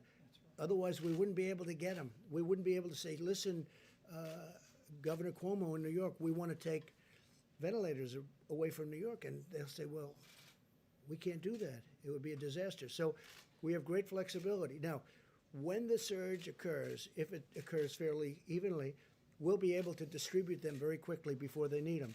But we have a reserve right now. It's like having oil reserves, except more valuable, frankly. But we have a reserve right now, and we'll be able, and we also have a great team of people ready to deliver. They can move them fast. So when we see it going up in a certain state, and Louisiana could be one, and Michigan could be another with Detroit, because Detroit is having a lot of hard time right now. Detroit came out of nowhere, and that's what happens with this. It comes out of nowhere. So we are ready, Jim, depending on what happens, and we have a stockpile, and that's why it's called a stockpile. Now, a lot of the ventilators and a lot of the other equipment, rather than sending it to the stockpile, we had it sent directly to a hospital, to a location, to a place. So we didn't have the cumbersome nature of having it come in, unboxed, put in, and then deliver it. We have it brought, which they've never done before. They don't do that. Generally speaking, they don't do that. But we've had, I think, Mike, we've had tremendous success at doing that. That's for other items, including ventilators, where it's brought to the site that needs it. But we have a good supply of ventilators, and we're ready to go. We're all ready. We have trucks ready. We have everything ready, because, as we're saying, John, this could be a hell of a bad 2 weeks. This is going to be a very bad 2 and maybe even 3 weeks. This is going to be 3 weeks like we haven't seen before. Should the hospitals be prepared for that? We're hearing Well, from I some think the hospitals hospitals, that they're facing what looks like a medical war zone in some yeah, of these places. they are going to be facing a war zone. That's what it is. I've heard some of the paramedics and some of the doctors. They said they've been in war zones. They've never seen anything like this. You look at Elmhurst Hospital in Queens. I've never seen. I mean, I just think it's so, because that's a hospital that's near where I grew up, and it is a war zone in a true sense. Yeah, please. Yeah, on the ventilators, so we've been hearing from governors who say they are fighting amongst themselves, essentially bidding amongst They themselves to shouldn't be get these doing that. ventilators. If that happens, they should be calling us. Look, we have ventilators, but we've distributed thousands of ventilators. But they shouldn't be doing that. And if they need them that badly, we know. We have pretty good ideas of where they're going to need them. Some people, frankly, think they need them and they don't need them. I don't want to mention names, but there are some people that want them, and it's really not the right thing. Then you have some people that, I guess, automatically hoard a little bit. They want to have more than they think they need. But, you know, a ventilator is a very precious piece of equipment right now. It's hard to make. It takes a long time to make it. It's complex. Some of them are like the dashboard of an airplane. I mean, they're very complicated and very expensive machines, and some are much simpler. But we're ready to go depending on what happens. But we have some hospitals in some states that think they need ventilators, and we don't think they do. Now, if they do need them, we will have them there before they need them. We'll be able to move very quickly. So you're confident What that, about the hydroxychloroquine? Is there any early data on these trials? Nothing that I've heard. I mean, that's the first question I make every morning. I'll tell you, I call up, you know, we have 1,100 in New York right now, and we have other locations where where people are taking them. Now, the good news is it's only 3 days, and you know it's like a 7 or 8 day treatment. The good news is we haven't heard anything bad. In other words, there's been no catastrophic events. But we haven't, it's a little bit too soon to talk about it. It would be a total game changer, John, if that happened. If that happened, it would be a game changer. And we include that, and I think in all cases, the Z-Pack, you know what the Z-Pack is. So we're going to see what happens with the hydroxychloroquine. Yeah, just one second, Are there Steve. other antiviral drugs that have some promise of working soon? We're looking at a lot of them. Some show promise. I think maybe the doctor might want to speak about the vaccines, because a lot of Johnson & Johnson is advanced, very advanced. We'll see what happens. The one thing with the vaccine is it doesn't help this group, because this group, you need to test the vaccine. The one thing with the drug you just mentioned, right, is that's been out. It's a malaria drug and also an arthritis drug, so it's been out there for a long time. Very powerful drug, but it's been out there for a long time. So it's tested in the sense that you know it doesn't kill you. But you may want to discuss the vaccines for a second, Dr. Thank you, Mr. President. But just for a second before the vaccine, in answer to your question, Steve, there are a number of candidates. The drugs that are now being looked at in various ways, either compassionate use, clinical trials, are generally drugs that already exist for other things. There's a whole menu of drugs and interventions that are now going into clinical trials that are not approved for anything yet. I mean, for example, things like immune serum, convalescent plasma, or hyperimmune globulin, or monoclonal antibodies, a variety of other things. Right now, there's a lot of activity going on behind the scenes in the design of the kinds of clinical trials that will give us an answer. Because you need an answer, because if it doesn't work, you want to get it off the table and go to the next one. So there are a lot of things. Vaccine. How long does that normally take? Weeks, months? Yeah, no, it takes at least months, at least. So, I mean, that's the reason why you're seeing a lot of activity with drugs that already exist for other purposes, because they're already there. But the drugs that you want to show in a good randomized clinical trial, at very best, are going to take months. Just one word on the vaccine. You know, exactly like we said, we hope that as we get into the summer, if in fact there are cases out there, when you're in a phase 2 or phase 3 trial, or 2B, as we call it, that we might get an early efficacy signal. And an efficacy signal means that even though you haven't definitively proven that a vaccine works, you get enough information that if it were an emergency, you might be able to have an emergency youth authorization for it. That sounds good. And I have to say this, hydroxychloroquine and azithromycin, which is, you know, you take it with it, maybe, if you want, for the infection. I think some medical workers are doing that, using it maybe, or getting it prescribed perhaps as for another use. But the word is that some are and some aren't. I mean, I think it's not a bad idea to do it, but that's up to the doctors. But there is a theory going around that in our country and some other countries, people are taking that to work in the hospitals, that work with the patients, because there is some evidence. And again, it's going to have to be proven. It's very early. You know, we're rushing this stuff through. This was supposed to take a long time to be approved, and I prevailed upon the FDA to get it approved immediately on the basis that it was already on the market for a lot of years for another use. Malaria, mostly, and arthritis, but mostly malaria. So we'll see what happens, but there is a theory out there that for the medical worker, doctor, it may work. It may work. And if you take it, it's, you know, it's been out there for a long time. Please, go ahead. I just wanted to go back to Jim's question about the national stockpile. The governor of Connecticut today. About which? The national strategic stockpile. Governor of Connecticut today said that he was disturbed to learn that the stockpile is now empty. That's his words. And he said, Well, it's not empty. Let me explain something. What we do, and I thought I said it accurately, I certainly meant to, rather than having it brought into the stockpile, where appropriate, other than certain things like we have quite a few of the ventilators, which is not a lot when you look at the whole country, actually. It sounds like a lot, almost 10,000. But we're trying to have supply sent directly to the states because we save a big state.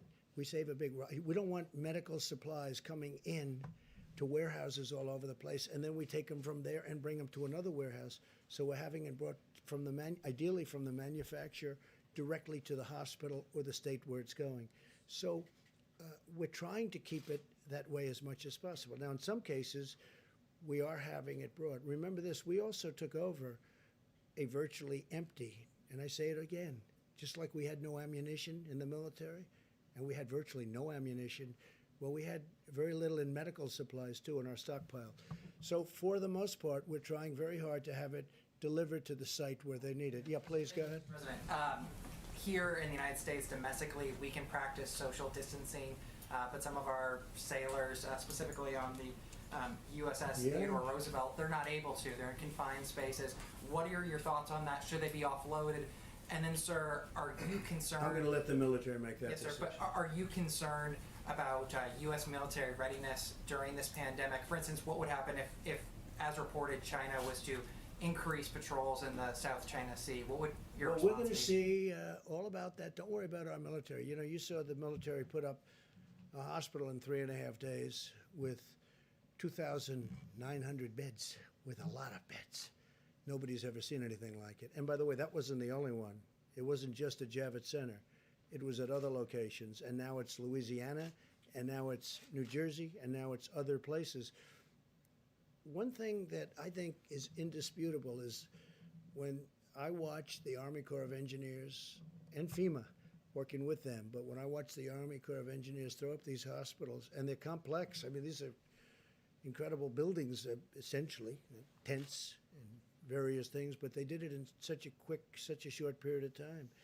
And our military is ready like you haven't seen. And you know who the best guests are, the different shows are? We watch the shows at night. And I think the best guests that I've seen in a long time are the military people, and they've never done it before. I've watched General Semonite, who I deal with a lot. I say, General, you got to give us 2 new hospitals in Louisiana. Yes, sir. And the next morning, they're building them at 6 o'clock in the morning, and they're up in 3 days. I think they're the best guests you have. I guess I'm tired of the other guests, in all fairness. What kind of message do you have? Okay, Jim, go ahead. Yes, sir. This may be an uncomfortable question, but what would the models have looked like that Dr. Birx and Dr. Fauci showed us if we had started these social distancing guidelines sooner, in February or January, when China, South Korea were doing those sorts of things? Well, I'm going to let them answer that. In terms of what information we're getting from them, but if we had started these practices sooner, could these models be different right Yeah, now? I'm going to let them answer the question, but remember this, and again, I say it, and everybody says it. You know who says it better than anybody is Dr. Fauci. I had a decision to make. Maybe it was my biggest decision. China was heavily infected, and thousands of people were coming from China to the United States. And against the wishes, not even wishes, but they disagreed with the decision, I made a decision to stop China from coming in. Took a lot of heat, even from China. They weren't exactly happy. I just made a trade deal, a big one, $250 billion trade deal, and I'm shortly thereafter saying you can't come into our country. That was a big decision. That was earlier than the dates you're talking about. So that was a big decision. That was probably, and by the way, not because I did it, that was probably the biggest decision we made so far. But if you look at the one graph, the problem New York has is New York started late, but the other ones didn't start so late. Now, New York is also more complicated because, for obvious reasons, but it got a late start. But do you want to maybe answer those questions? I don't know if you can go back to slide 2, because I wanted to explain 2 things that I think is really important, because we had a lot of questions about mortality and what it meant. Okay, so you see this confidence interval? So here's the line. This is the confidence interval. This is where we have the ability to push it down. So you have a large confidence interval around the line.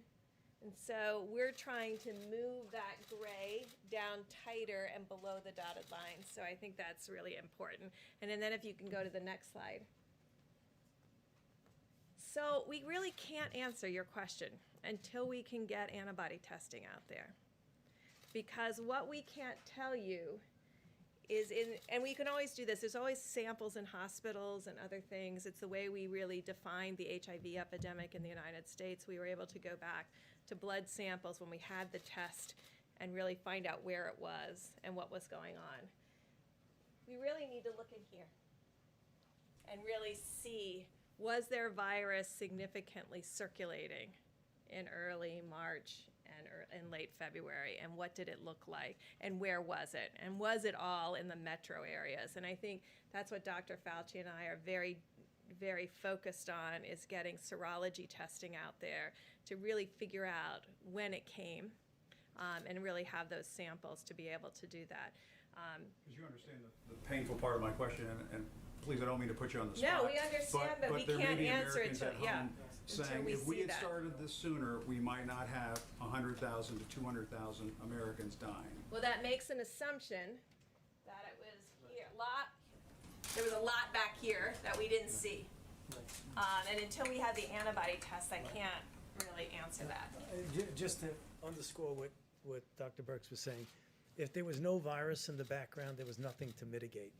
If there was virus there that we didn't know about, then the answer to your question is probably yes. Now, the only trouble with that is that whenever you come out and say something like that, it always becomes almost a soundbite that gets taken out of context. But I think that's very important, what Dr. Birx has said, is that if there was covert infections here that we didn't know about, and we didn't mitigate then they would have made a difference. If there was virtually nothing there, then there's nothing to mitigate. And I don't know the answer to your question. But we were watching South Korea, and China and Italy, and we weren't taking action when those countries were spiking. Sure. In a perfect world, it would have been nice to know what was going on there.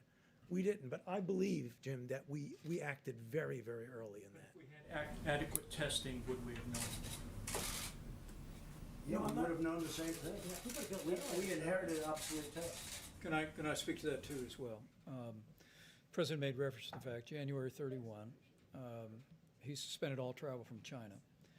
Shortly thereafter, we issued strong travel advisories for the sections of Italy implicated and sections of South Korea.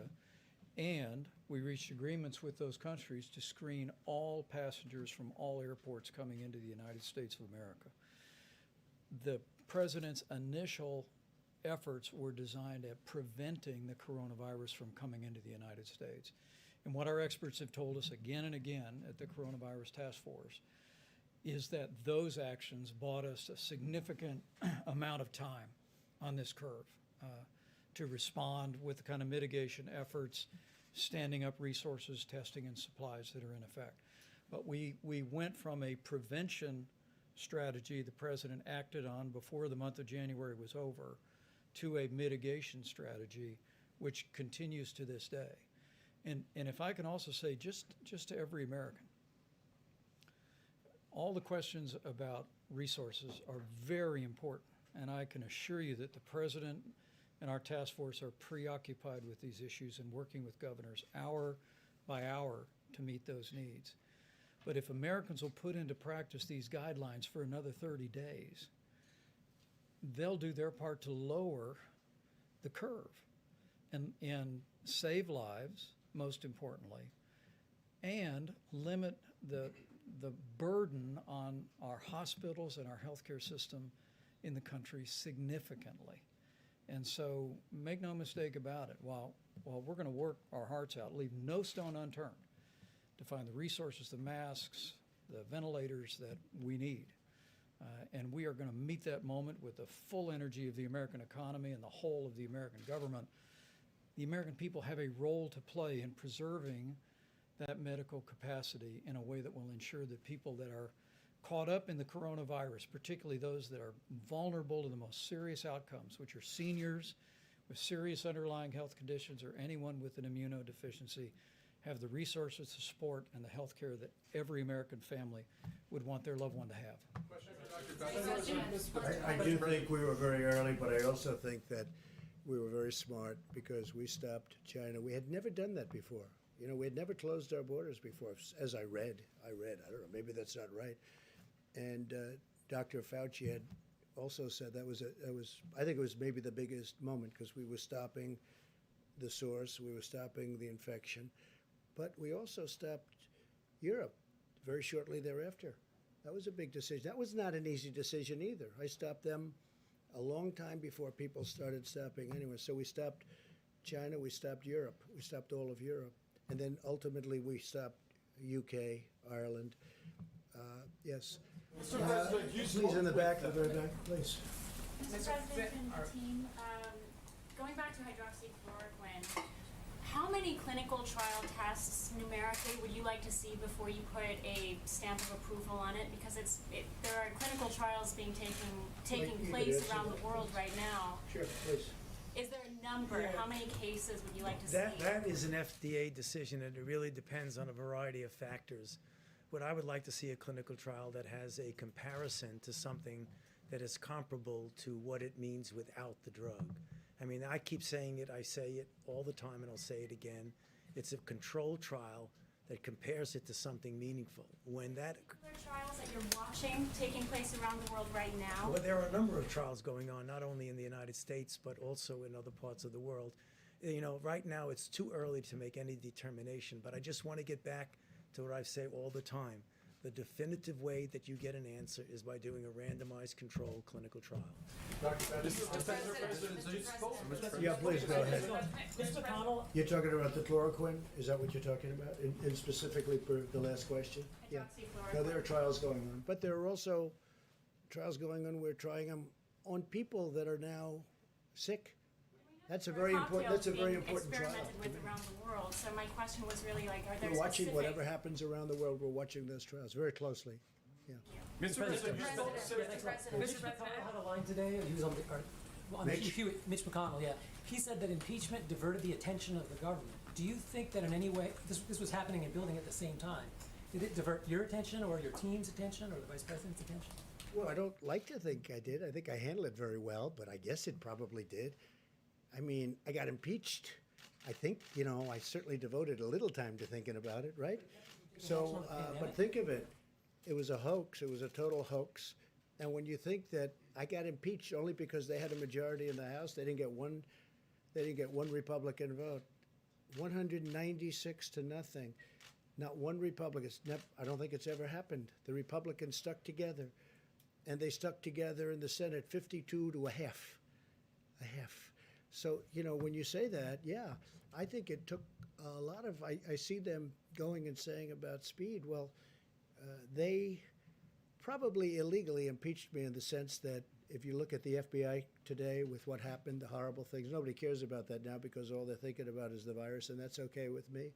But you look at the report that came out from I.G. Horowitz, it's disgraceful what went on. It's disgraceful. It's a total disgrace. They got caught in the act. But you know what? We won't talk about that now. Did it divert my attention? I think I'm getting A+ for the way I handled myself during a phony impeachment, okay? It was a hoax. But certainly, I guess I thought of it, and I think I probably acted. I don't think I would have done any better had I not been impeached, okay? And I think that's a great tribute to something. Maybe it's a tribute to me, but I don't think I would have acted any differently, or I don't think I would have acted any faster. But the Democrats, their whole life, their whole being, their whole existence was to try and get me out of office any way they can, even if it was a phony deal. And it was a phony deal. And it turned out, and all you have to do is look today at the FBI reports. Take a look at what the FBI did. Take a look at the people. Take a look at Comey's report, 78 pages of total kill. Take a look at that. Take a look at the report on McCabe. Just read it, and you'll see how horrible it was. And you know what? I don't think this country is going to take it. You want to know the truth? A phone call you haven't had time to make? How did it take you out of the game? What guidance are you offering to Florida when it comes to the 2 Holland American cruise ships that are seeking to dock here? Yeah, well, I'll be speaking. I'm going to be speaking. In fact, he has a call in to me. We'll be speaking to the governor, and we'll be speaking to him soon. But there's a case. We have 2 ships. There are people that are sick on the ship. And we don't want to be like they're going to be ghost ships. People turn those ships away. There was a ship, as you know, in a certain part of Asia, and from port to port, nobody would take it. But in the meantime, you have people that are dying on the ship, or at least very sick, but they're dying on the ship.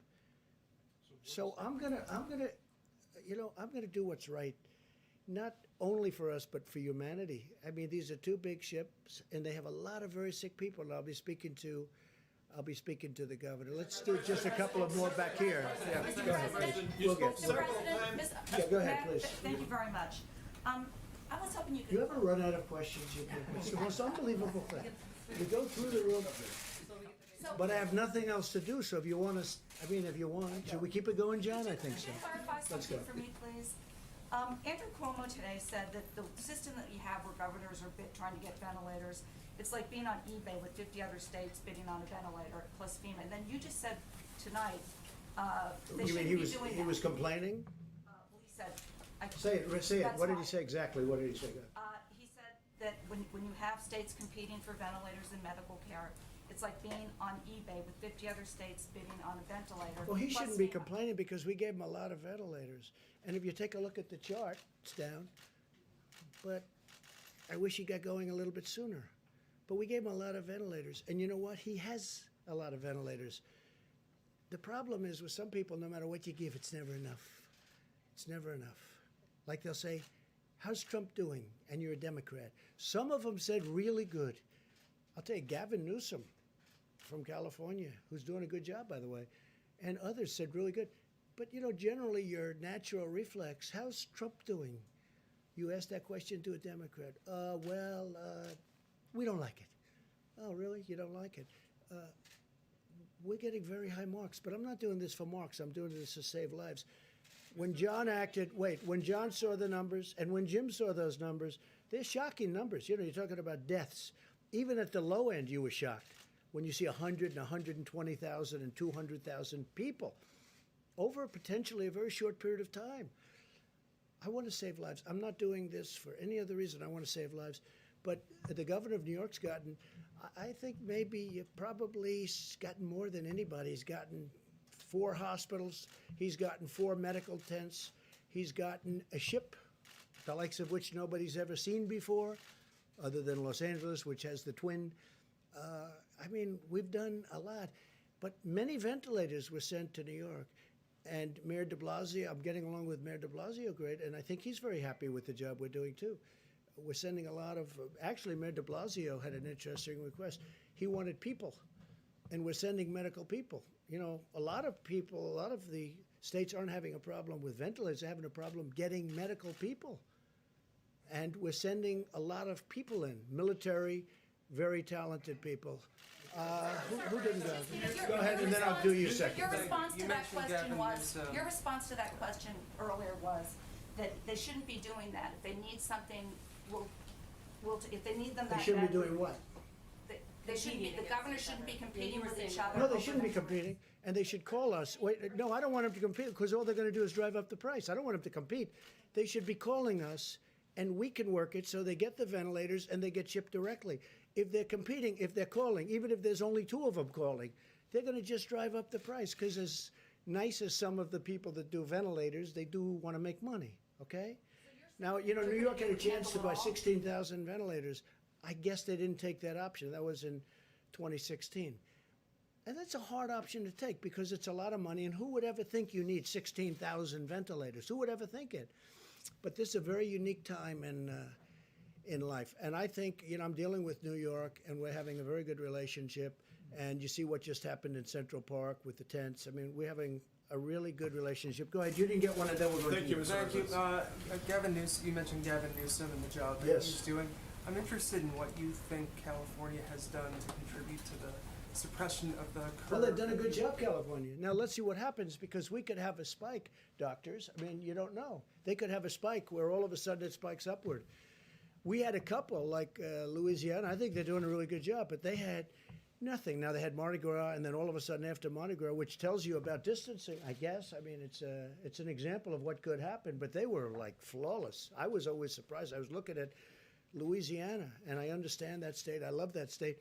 And I'm saying they're in great shape. Then they have Mardi Gras. It was a big success, tremendous success, and then all of a sudden it went like a rocket ship. So that tells you about distancing. Please. Are you concerned, though, about the homeless population in California? Because I know California officials think that it could spread like wildfire. Obviously, there's a Say it again, louder. There's a homelessness crisis in California. Yeah, They're obviously concerned that it could spread like wildfire in that community. So is there anything the administration Well, they're is looking doing? at that very strongly, and I know that it bothers Gavin.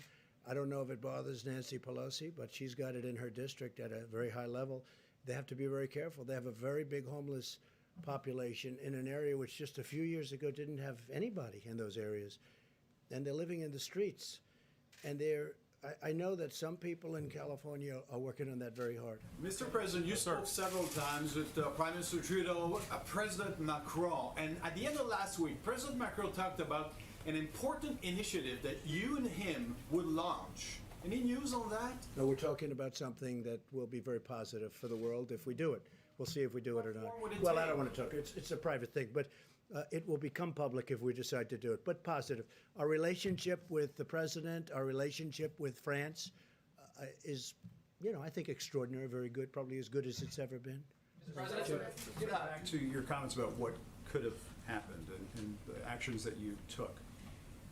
Is there any fairness to the criticism that you may have lulled Americans into a false sense of security when you were saying things like it's going to go away? Well, it is. And that sort of thing. But Jim, it's going away. But when you were saying it's going to go away, hopefully at the end of the month, and if not, it hopefully will be soon after that. But hasn't your thinking on this evolved? Jim, it is going away. Hasn't your thinking on this evolved? You're taking it more seriously now. I think from the beginning, my attitude was that we have to give this country. I know how bad it was. All you have to do is look at what was going on in China. It was devastation. And well, yeah, look at the numbers from China, those initial numbers coming out from China. But, you know, I read an article today which was very interesting. They say we wish President Trump would give more bad news. Give bad news. I'm not about bad news. I want to give people hope.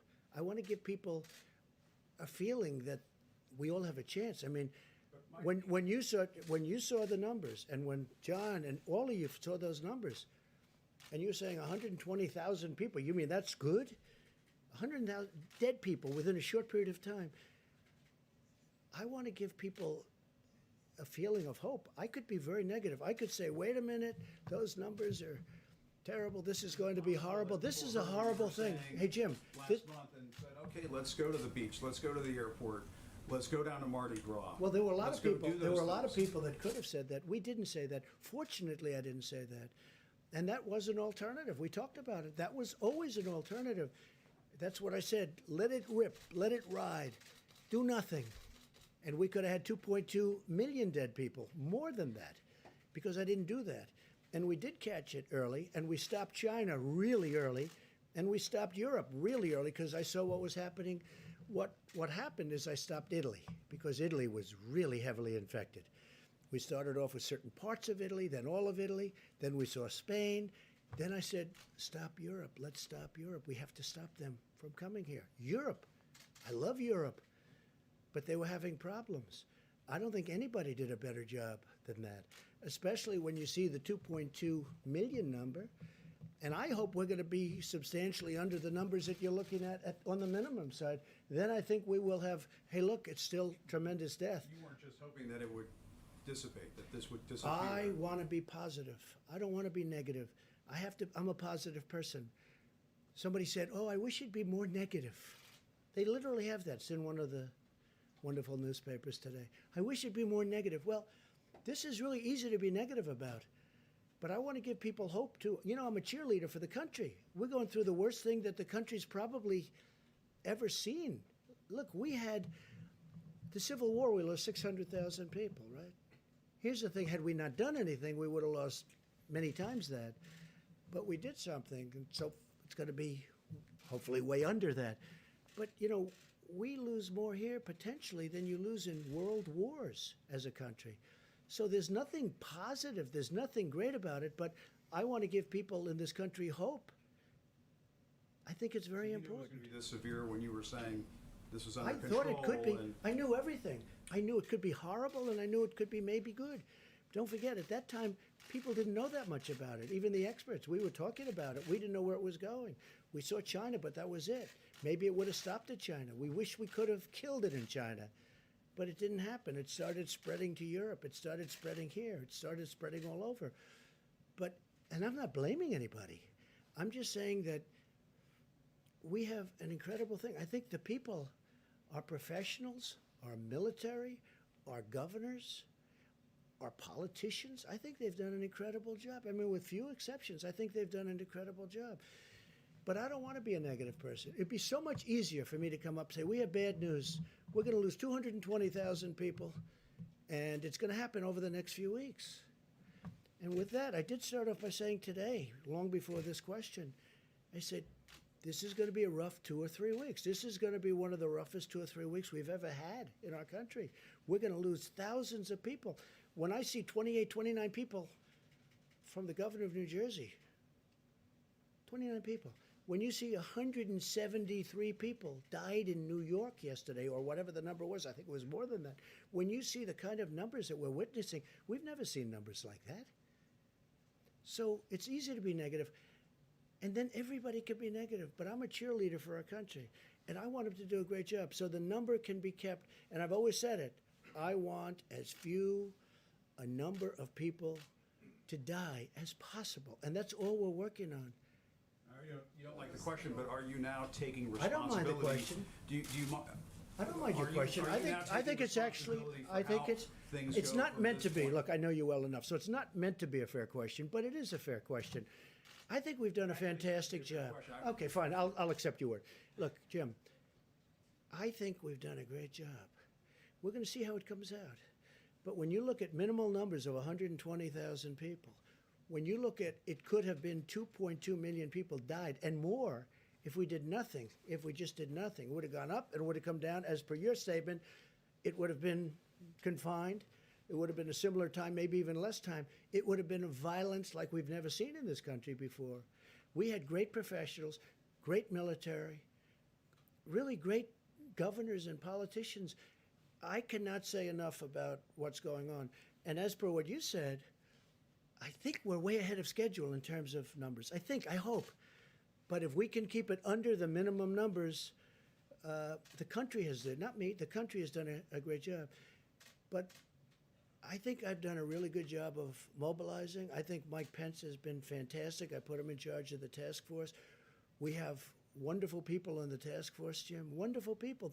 This man was working, literally, he had days where he didn't go to bed, he didn't go to sleep, he went 24 hours and then started the next day. People don't know the job he did. I didn't even know he was that good of a manager, to be honest with you, Mike, okay? And you know, you never know that about somebody until they're tested under fire. But he saw it very early also. We both did. They saw it very early. They knew pretty soon, they probably knew sooner than anybody, because that's what they study, that's what they do. Must be a depressing business, right? Must be a little bit depressing, but they've seen it all. Go ahead, Jim. Can I ask Dr. Fauci a question about a headline that's been running all day to get his perspective on it?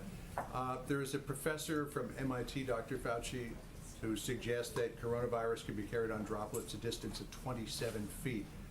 Do you buy into that? And if that might be the case, does that suggest that current social distancing guidelines may need to be extended? This could really be terribly misleading, John.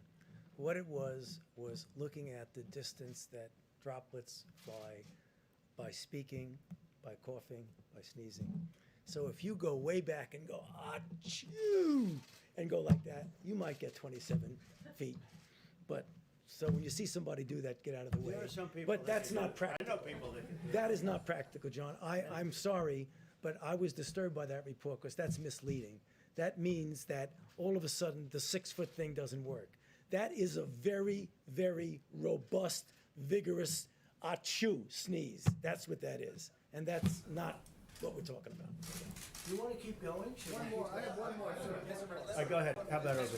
I've got a follow-up on the masks, sir, but first, you mentioned Franklin Graham earlier, Yes. talking to him. As you know, his father, Billy Graham, was a trusted spiritual advisor and friend to many presidents. A lot of your predecessors in times of national emergency reached out to pastors and other spiritual counselors. Have you done that during this national emergency? Well, I never say that, but Franklin Graham is somebody that's very special. I have many very special people, and very many special in the evangelical Christian community. You can talk rabbis, you can talk a lot of, I have tremendous support from religious leaders. And Franklin Graham, I just spoke to him today for an extended period of time. I told him what a fantastic job you're doing. And he does this. He loves doing it. He loves helping people. And he loves Jesus. That I can tell you. He loves Jesus. He's a great gentleman. Go ahead. On the masks, sir, on the masks, maybe for the doctors. The what? On the masks, is the reason why there's no CDC recommendation for the public to wear masks because they're meant to save and preserve the masks for the medical workers, or is it because the virus is not primarily transmitted through the air? So there was the CDC does have recommendations on their website about masks that came to the task force several weeks ago about if you're infected, wearing a mask to protect others. And if you're working with someone who's sick and you have to be that worker in the household, because remember, we want people in the household being taken care of, that they should wear a mask. I know your question is broader than that, and it's just being considered by the task force now about whether that recommendation that already exists relevant to wearing masks should be altered in any way. So it's still under discussion. And just about masks, you can get a mask, but you can also most people have scarves, and scarves are very good, and they can use a scarf. And we're only talking about a limited period of time, and it says in the recommendations you can substitute a scarf for a mask. So if people feel that, and I think, some people disagree with the mask for various reasons, and some people don't. But you can wear a scarf, you can do the masks if it makes you feel better. We have no objection to it, and some people recommend it. Let's go back Thank to you, the back. Mr. President. You people never get tired. Look at you. And there's still good questions, actually. Mr. President, again, I'm looking at the cases around the world in Latin America and the Middle East, and Yeah. still you don't want to impose a travel ban for these areas. In Brazil, for instance, the President Bolsonaro, he keeps on being very active with groups. Aren't you afraid that what we're doing here can be You threatened? mean by you what- people? You mean you people? Not here, but I mean the United States. I mean, you're pretty spread out already. I don't know if any more. But you I don't think understand we'll what- have press conferences anymore. But I understand what. look, you understand what we're very careful. I'm very careful personally, and But the travel ban, I mean, aren't you afraid? we are looking at numerous countries as they get in a position. Brazil, as an example, you mentioned the president.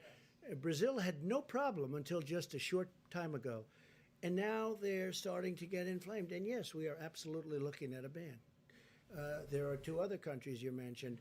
Iran already has a ban. They had sort of an automatic ban. In addition to that, they have a ban. So we're looking at certain countries as they become hot. So, Mr. President, you're starting a new 30 days now. What are your plans? Are you going to stay in the White House? Are you going to travel at all, or you shelter I in doubt place? I'll leave. I wanted to go to the opening of the hospital in New York, and my people couldn't even believe it that I said it, but I did. I wanted to go. They didn't want me to do it. The Secret Service didn't want me to do it for reasons. I wanted to go to the boat sailing into New York Harbor, but the governor did a good job of that, and the mayor of New York. So, I'd love to go out, but now I'll be in the White House, and it's sort of like a nerve center, control center. And I think it's important, look, you see what happened with Boris Johnson, you see what happened with others. I think it's important that I remain healthy. I really do. So for the most part, we're staying here. I've canceled many different events, and we'll be staying here for the most part. Mr. President, Tom Frieden, the former director of the CDC, wrote an article the other day in which he said what's really needed here, and he understands the work that the task force is doing, is an incident commander to really take command of where everything is going and how things are being coordinated. We have Is it. that something that could be useful in this He would have particular spoken to instance? us. We have it. His name is Pete Gaynor. He's the administrator of FEMA. And when the president signed the National Emergency Declaration, he stood up the National Response Center at FEMA. And now I can tell you that when the White House Coronavirus Task Force meets, I'm at one end of the table, and Pete Gaynor and the whole FEMA team are by video conference at the other end of the table. And that's where, whether it be the air bridge that's literally bringing in millions of medical supplies from around the world, the thoughtful deployment of those supplies to hospitals, particularly with regard to ventilators. We're working very closely. HHS is fully integrated at FEMA now, but because of the president's decision to stand up FEMA in the lead, we have a coronavirus task force at the White House that's bringing the president the very best health experts and recommendations from every agency. But all the implementation, as we tell governors literally every day, is happening through FEMA. It's going down to the states through FEMA, and state requests are coming up through regional administrators for FEMA and back to the White House for At the consideration. same time, we have 4,000 ventilators that are parked in a warehouse in New no, Jersey. you're wrong. No, but that was the case. We also have, we moved them out. I understand. had them a long time ago, but they didn't need them. But the question is, this happened. We also have people not knowing about the new Abbott testing facility, or testing system. If there were an incident commander who was in charge of all of that and getting the word out, would that be a useful thing? Nobody knew about the new Abbott. It was just brought to life 2 weeks ago. They just came up with it. That's right. It was an invention that was just, so nobody knew about it. Nobody knew you could even do it. They did an incredible job. Their scientist came up with the idea a week and a half ago. I showed it to you yesterday in a box. I don't think you can do much better than that. If I may, Mr. President, I think your point's well taken. The Abbott Laboratories point of contact test was approved Friday. President announced it in the Rose Garden on Sunday. Should have done it. We're socializing that all across the country, to every governor, to laboratories elsewhere. And I have to tell you, that this team that the President has assembled, the advisors on the White House Coronavirus Task Force, and then this team at FEMA, whether it be HHS Deputy Secretary Bob Kadlec, who's coordinating all supplies, whether it be Admiral Joie, who is literally working with every state on a county-by-county basis to deploy testing, is impressive. And I think it's given great encouragement to governors. President and I spoke to governors in all the states and territories again yesterday, because governors, I can tell you from my own experience as a governor, in Indiana, we had tornadoes and flooding. Governors know how to deal with FEMA. And as soon as the President stood up FEMA, declared that national emergency, what I'll call a certain amount of muscle memory kicked in states around the country. And we're really seeing a tremendous efficiency and communication, and that's how we're going to go forward. Again, the President's vision here is FEMA's vision, which is in response to a health crisis. It's locally executed, state managed, federally supported. And I have to tell you, we're seeing that whole process spinning up every day. And I hope Americans looking on are encouraged by that system. And I know they're hearing from governors around the country about the flow of resources and testing and supplies, and we'll continue to keep that, what you call an incident command, what we call the Federal Emergency Management Agency, working 24/7. And I have to say this, I've had, in the last less than a week, 3 governors call up that truly have disliked me over the years, even before I decided to run for president. And they said, I have to tell you, you've done a great job. You and your team have done a great job. These are 3 governors, respected, very respected in 2 cases. And they said, like or not like, you and your team have done an incredible job. And I think they have. I think they've done an incredible job. Go ahead, please. Mr. President, thanks so much. My first question is on modeling. Was there any kind of White House modeling based on whether or not there would be a national lockdown or some sort of guidance to every single state that they needed to have lockdowns? So all of the modelers who presented I just want to thank them again, because they assembled from around the globe very quickly, about 2 or 3 weeks ago, before we announced the first 15 days, to show all the implications of closing the schools, having people stay in their homes, and that's how it was modeled. Stay in your homes, social distancing of 6 feet. So no one actually termed it a lockdown, as far as I remember. It was more about staying in your home. And I think the difference was, and these weren't in the models, and I think when you talk about could we have known something different, I think all of us, I was overseas when this happened in Africa, and I think when you looked at the China data originally and you said, oh, well, there's 80 million people or 20 million people in Wuhan and 80 million people in Hubei, and they come up with a number of 50,000, you start thinking of this more like SARS than you do this kind of global pandemic. I'll just be frank, that when I looked at it, I was like, oh, well, this is not, if as close as those quarters are, So I think the medical community interpreted the Chinese data as that this was serious, but smaller than anyone expected, because I think probably we were missing significant amount of the data now that when we see what happened to Italy and we see what happened to Spain. And so what was modeled is not a lockdown. 2 countries did remove people from homes that were positive and put them in separate spaces. That also wasn't modeled, but it could be modeled. And so we could go back and ask the modelers about lockdown versus not lockdown, but what they modeled was people staying at home. I guess what I was asking is, for best case scenario, since it says best case scenario is 100,000 people, I know you're trying to tell every state to do that. It's everybody social distancing by 6 feet when they're outside. And that is probably absolutely the key more than anything else is if you're never more than president and our vice president is they trust the American people to understand that they can be outside, take walks, be 6 feet away from anyone else, and be in their homes.